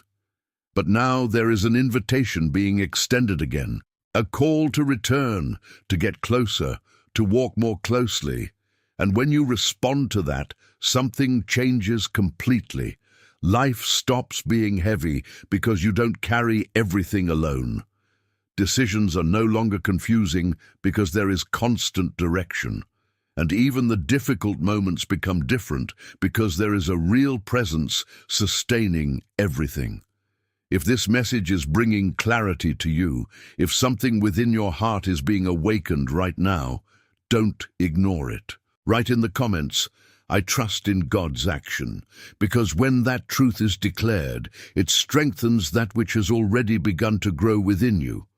And when that intimacy with God becomes constant, there's something that naturally begins to be required of you. Perseverance, because walking with God does not mean the absence of difficulties. It means standing firm even when they come. Job is one of the most profound examples of this. He didn't just miss one thing. He lost almost everything: goods, family, health, and perhaps the hardest, he didn't understand why. There was no clear explanation. There was no immediate answer. There was no logic that justified what was happening. Yet, in the midst of grief, he declared something that reveals an extraordinary level of wisdom. Job 1:21 says, "The Lord gave him, and the Lord took him. Blessed be the name of the Lord." This is not a common reaction. This doesn't come from someone who understands everything, but of someone who decided to remain faithful, even without understanding. And it is precisely here that spiritual perseverance reveals itself. Because it's easy to keep going when everything is fine, when there are answers, when there are results, when everything seems to make sense. But true perseverance appears when none of these are present. When God's silence seems long, when the answers don't come, when everything invites you to stop, and at that moment, something needs to be decided within you, not with words, but with positioning: continue or give up, stay or retreat. Divine wisdom teaches that faithfulness does not depend on circumstances. It is born of a deeper conviction, of a trust that goes beyond understanding. Job had no answers, but he had one certainty: God was still God, and that sustained him. It wasn't the explanation that kept him going. It was confidence, and little by little, without even realizing it, something was being formed inside him. A more mature, deeper, more resistant faith. Because perseverance doesn't just keep you on track. It transforms you along the way. It shapes the character, strengthens the spirit, broadens the vision. And when you go through this process, you don't come out the same. Many people want quick results, immediate answers, easy paths. But God works in depth. It forms people who do not depend on circumstances to continue, people who stay even when everything around them changes. Maybe you're in such a moment right now, a time when things don't make sense, where the answers seem distant, where the desire to stop has appeared more than once. But that's exactly where that word comes alive. Because the perseverance that God is forming in you is not just for this moment. It is for everything that is yet to come. It is to sustain you at higher levels, in greater challenges, in deeper purposes. And while you remain, even without fully understanding, something is being built, not just around you, but inside you. Because in the end, it's not just about starting with faith, it's about ending with fidelity. And when perseverance begins to be formed within you, a spiritual key emerges that completely changes the atmosphere around you. Gratitude, not as a reaction to what is going right, but as a spiritual decision that holds firm even when everything seems to go wrong. Paulo and Silas lived this intensely. They were not in a favorable moment. They were unjustly imprisoned, flogged, placed in a situation of pain, discomfort, and limitation. Humanly, everything indicated silence, sadness, revolt. But what happened was completely different. Acts 16:25 reveals, about midnight Paul and Silas were praying and singing hymns to God. Midnight represents the darkest point, the most difficult time. And that's exactly where they decided to love it. This breaks all natural logic, because their gratitude was not based on the situation, was based on who God is. And here's one of the most powerful secrets of divine wisdom. When you choose to be thankful in the midst of difficulty, you change the spiritual environment, not just inside you, but around you. Gratitude becomes a key that unlocks what seemed closed. Paul and Silas did not know what would happen next. They weren't loving it because they already had an answer. They were loving it because they trusted it. And this posture activated something supernatural. Chains were broken, doors opened, and what seemed like an end turned into a new beginning. This shows that gratitude is not just a beautiful attitude. It is a spiritual weapon. It breaks cycles of discouragement, breaks the weight of hopelessness, and repositions the heart. While complaining weakens, gratitude strengthens. While murmuring holds, gratitude releases. And that doesn't mean ignoring what's difficult. It means choosing not to be overwhelmed by it. It is recognizing that even in the midst of pain, God continues to be faithful. That even without understanding everything, there is something bigger happening. Often, the surrounding environment doesn't change because the inside is still trapped. Negative thoughts, words of defeat, feelings of frustration, all of this creates a cycle. But when gratitude kicks in, that cycle begins to be broken. And little by little, something changes. The way of seeing the situation changes, the way of reacting changes, and what seemed heavy begins to lose strength. Because gratitude shifts the focus. She takes her eyes off the problem and puts it on God. Maybe today you are in a difficult time where there seems to be no reason to be grateful. But that's exactly where this key becomes even more powerful, because it doesn't depend on what you see, it depends on who God is. And when you decide to live like this, something opens up, not just externally, but within you. A lightness, a peace, a strength that was not there before. Because gratitude connects you directly with God's presence, even in the midst of difficulty. And as you keep walking, persevering, and trusting, that posture begins to transform everything around you, from the inside out. And when gratitude begins to transform the environment around you, there is something that needs to go along with it to protect everything that is already being built. Spiritual vigilance. Because it is not enough to move forward. It is necessary to remain vigilant. It is not enough to grow. It is necessary to protect this growth. Jesus showed this clearly in one of the most intense moments of his journey. In Gethsemane, just before facing the cross, he called his disciples to a time of prayer.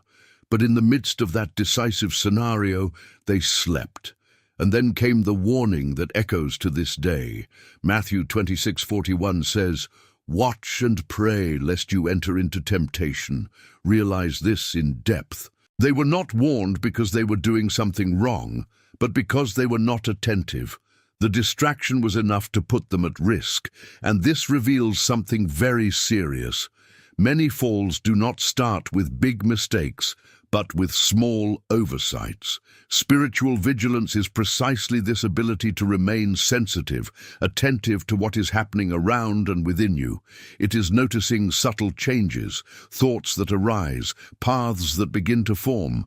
It is not allowing the automatic to take over, because there is a natural tendency to relax after a breakthrough, after a victory, a strong moment, an experience with God. The mind slows down, attention decreases, and that's exactly where distractions arise. They don't always seem dangerous. They are often subtle, almost imperceptible, small deviations, small concessions, small departures.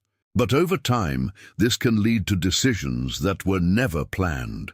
Divine wisdom teaches that vigilance is not fear. It is consciousness. It is knowing that there is a walk being built and that it needs to be protected. It is understanding that not everything that seems harmless is neutral. Some things drive away, even if slowly. And when you develop that vigilance, something changes. You start to notice before it becomes a problem. It starts adjusting before it gets out of hand. He begins to discern the right time to act or retreat. That doesn't bring weight. It brings security, because you stop reacting to mistakes and start living preventing falls. And this strengthens your journey in a profound way. Perhaps there are areas of your life where attention has waned. Situations where you have already noticed signs but did not give it importance.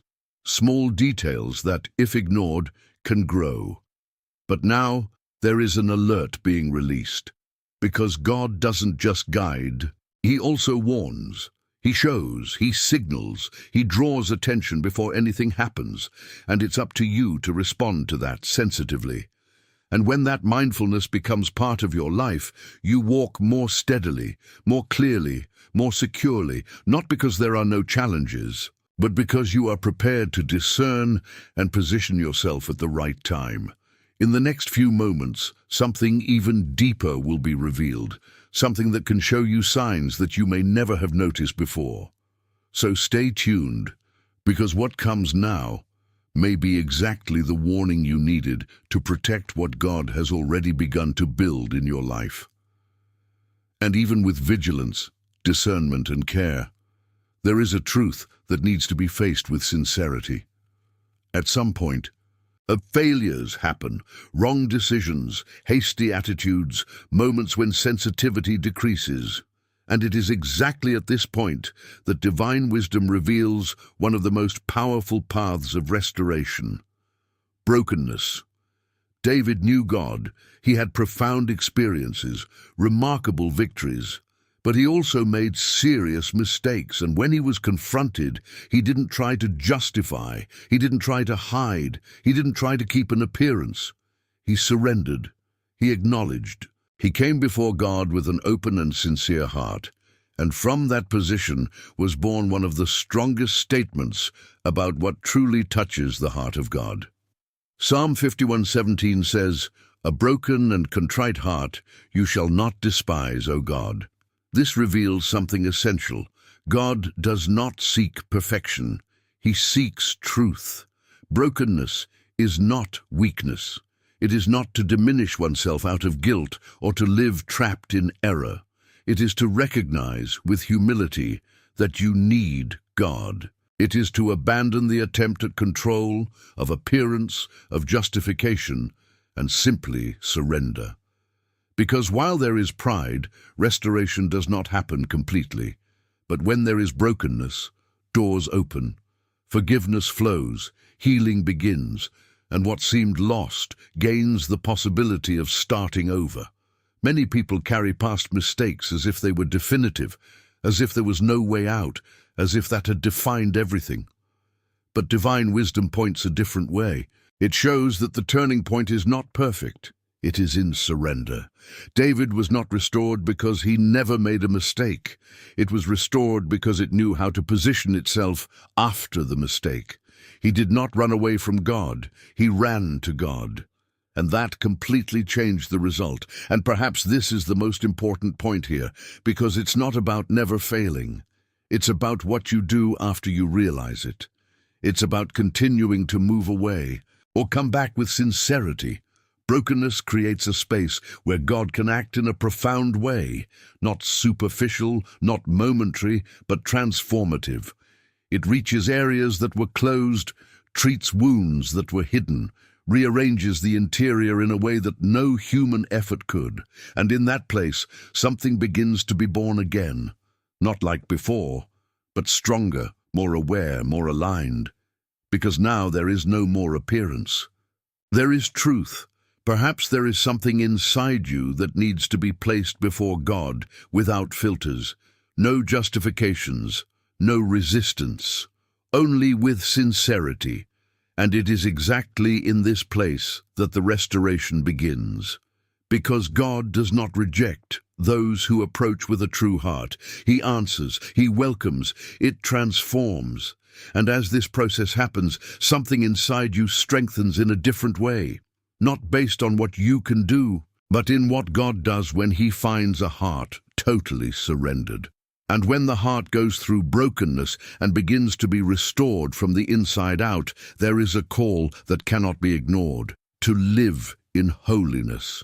Not as a heavy obligation, nor as a set of difficult rules, but as a natural response of those who have been touched, transformed, and repositioned by God. Peter reinforces this directly at 1 Peter 1:16. Be holy, for I am holy. This is not just a commandment. It is an invitation to live on a higher, more aligned level, closer to the essence of God. And here is a point that many do not understand. Holiness is not restraint. It is protection. Because everything that God asks you to move away from is not to limit you. It's to preserve you. There are paths that look good, choices that seem harmless, environments that seem neutral, but which, little by little distance, weaken and contaminate. Holiness is precisely the discernment of choosing differently, not by imposition, but by conscience. It is to understand that some things need to be left, not because they are prohibited, but because they no longer match what God is forming in you. And this requires decision, because it won't always be comfortable.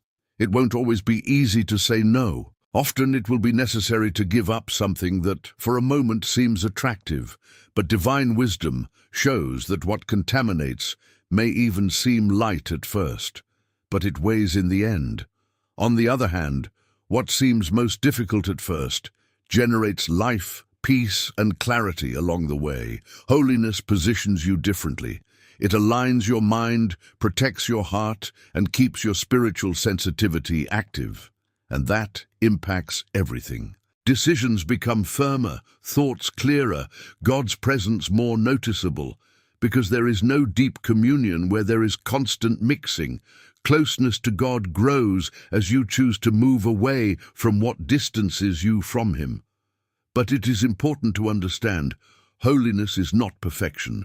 It's not never making mistakes. It is to be in a continuous process of alignment. It's falling but coming back. It's realizing, adjusting, continuing. It is to keep the heart sensitive and willing to live differently. And the further you go down this path, the more you realize that you're not missing out, is winning. Gaining peace, gaining clarity, gaining a lighter, cleaner life, more connected with what really matters. Maybe there are areas where God is already showing you adjustments, small things, details, choices that need to be reviewed. And this is not by chance. It's careful. It's direction. It's God calling you to a level where you can live closer to Him. Because living apart from what contaminates is, in fact, living closer than it transforms. And it is in this place that wisdom deepens, presence intensifies, and life begins to reflect something that goes beyond the natural. And when that separation begins to align your life with God, something surprising happens. What you receive is no longer just in you, begins to overflow. Because divine wisdom is not a closed flow, it is movement. And those who understand this discover a principle that completely changes the way they live: generosity. Zarephath's widow was in one of the most critical moments possible: hunger, scarcity, resources at the limit. She had just enough for one last meal before accepting that there was no way out.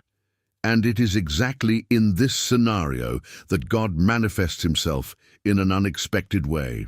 Through the prophet Elijah, a request is made that she first give what she had. Humanly, this didn't make sense. Giving when you don't have it already seems difficult, but giving when everything is running out seems impossible. Still, she decided to trust, and by acting in this way, something supernatural was activated. Kings 17:14 states, "The flour of the pot will not run out." This reveals a profound principle. In the kingdom of God, the miracle often begins when you decide to release, not just retain. Human logic says to guard, protect, hold, but divine wisdom teaches that there is a flow, and those who interrupt this flow limit what they could live. Generosity is not about quantity, it's about trust. The widow did not give what was left. He gave what he had, and that completely changed the result. Because when you surrender in faith, you leave the logic of scarcity and enter the dynamics of divine provision. And here is the central point. Those who live only based on what they have live limited. But those who understand this principle begin to access something beyond, because God doesn't just work with what you have, He works with what you are willing to deliver. This does not only apply to material resources, time, attention, words, help. All of this is part of this flow. When you release, something moves. When you bless, something returns. Not as an exchange, but as a consequence of a spiritual principle that is at work.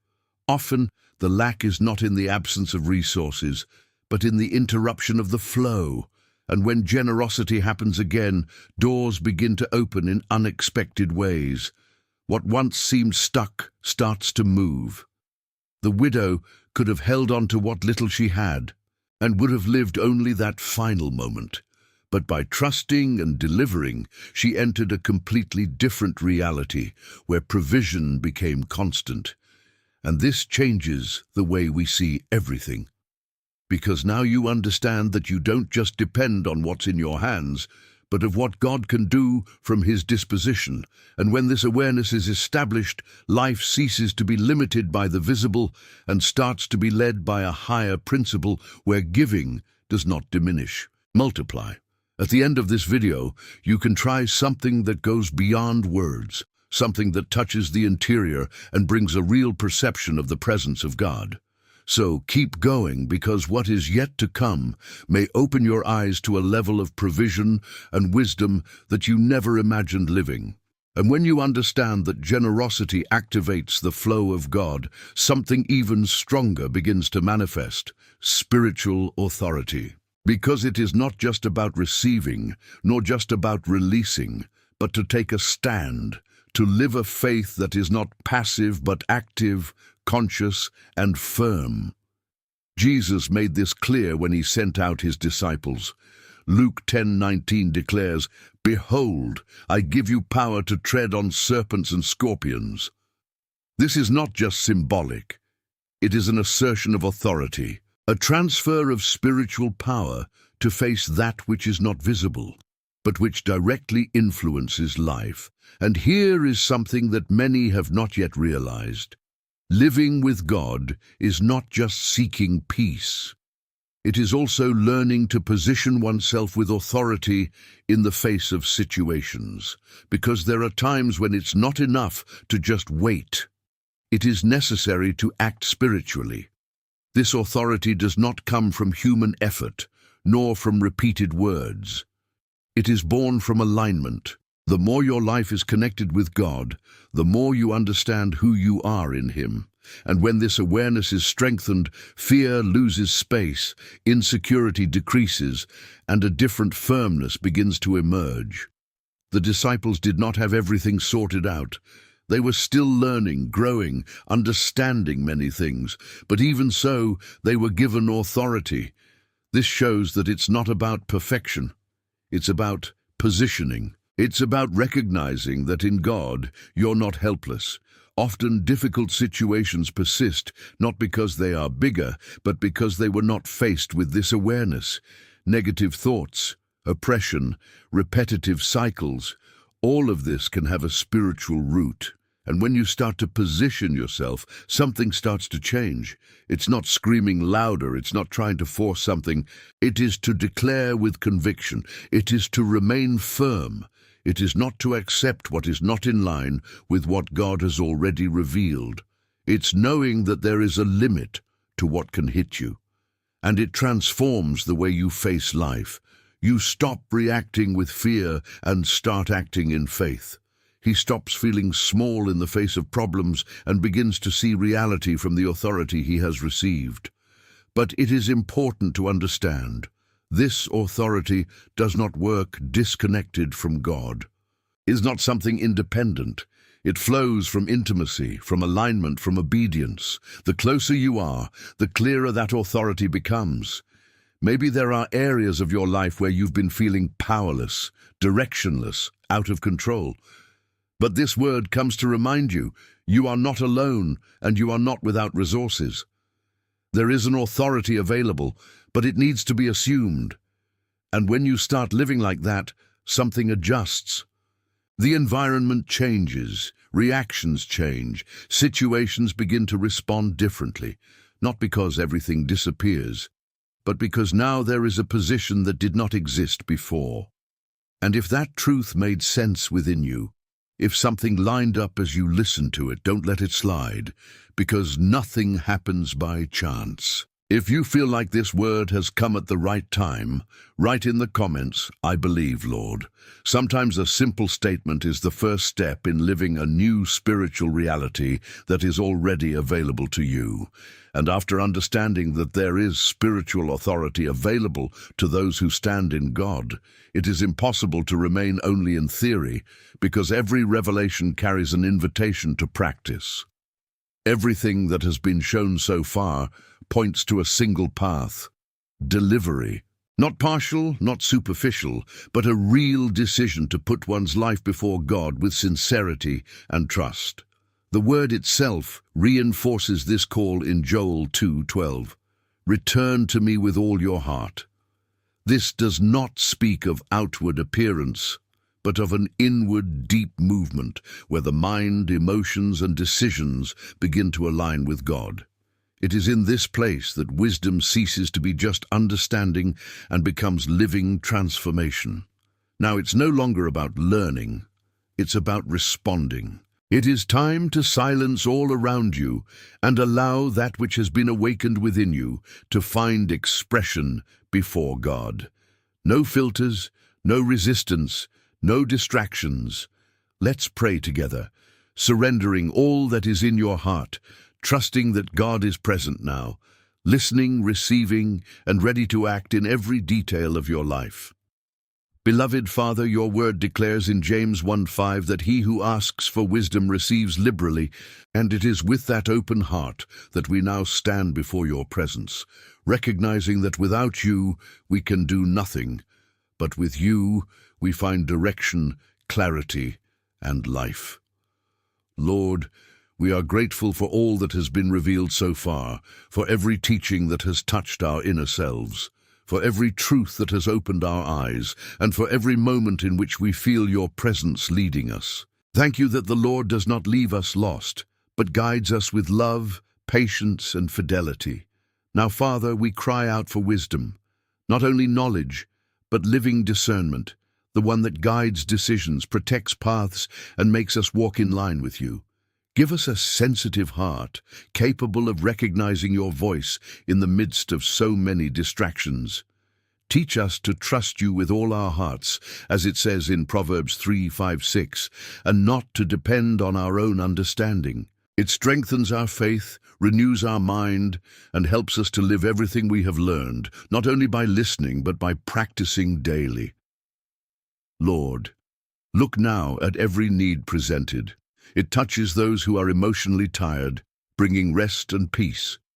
He visits those facing illness, releasing healing and restoration. It opens doors for those who need provision, bringing sustenance and opportunities. It restores families, reconciles relationships, and strengthens homes that are fragile. And for those who feel spiritually lost, it rekindles the flame of faith and hope. At this moment, in silence, each heart presents itself before you with its own words, its pains, its deepest requests. Receive, Lord, every prayer that has not been spoken aloud, but is now being delivered in sincerity. Father, we put it all in your hands, our fears, our dreams, our decisions, and our future. We trust that you are in control of all things and that nothing escapes your gaze. Mold us according to your will, align our paths, and make us instruments of your wisdom. May your peace, which surpasses all understanding, guard our hearts and minds in Christ Jesus. And that, from today on, we can live in a transformed way, guided by your presence at every step. We pray in faith, trusting in your faithfulness, in Jesus' name. Amen. And after all that has been revealed, one truth must remain alive within you. The wisdom that comes from God is not distant, it is not inaccessible, and much less reserved for the few. It is available to you today. Each teaching we have gone through here was not by chance. It was not just content, it was direction. It was God showing you that there is a higher, clearer, safer way to live. This message is for you, and it's no coincidence that you've made it this far. God chose you to hear this today because He knows your doubts, your decisions, and even what you don't even know how to solve yet. The question that remains now is simple but profound. What are you going to do with all that you have received? And look, let me tell you something very sincerely. It's very special to have you here. There is something powerful when people come together for the same purpose of seeking God, and you are a part of it. I'm truly happy to know that we are together on this journey of faith. So if this message spoke to you, don't keep it to yourself. Leave your like, subscribe to the channel if you are not yet subscribed, and activate the bell to continue receiving these words that strengthen and direct. And I want to meet you too. Comment below where you are watching, and if you feel in your heart, share a little of what you are experiencing. Your story matters, and together we can create a chain of prayer and support that reaches lives in a real way. And it doesn't end here. In fact, this is just the beginning. Because in the next video, something even deeper will be revealed. We will move forward to a level where God's presence becomes even clearer, where you will understand how to apply all this in a practical way in your daily life, with firmer decisions, peace of heart, and constant direction. There is a next step, and it can completely change the way you live your faith. Allow God to continue speaking to your heart. Take the next step on this journey by watching the next video that will appear here on the screen. In it, we will continue to learn how to live in God's presence and experience the fullness of His plans. Don't stop here, because God still has much more to speak to you. Always remember, God is greater, and His presence is our strength. Trust Him, and He will do infinitely more than you can imagine. May God bless your life, and see you in the next video.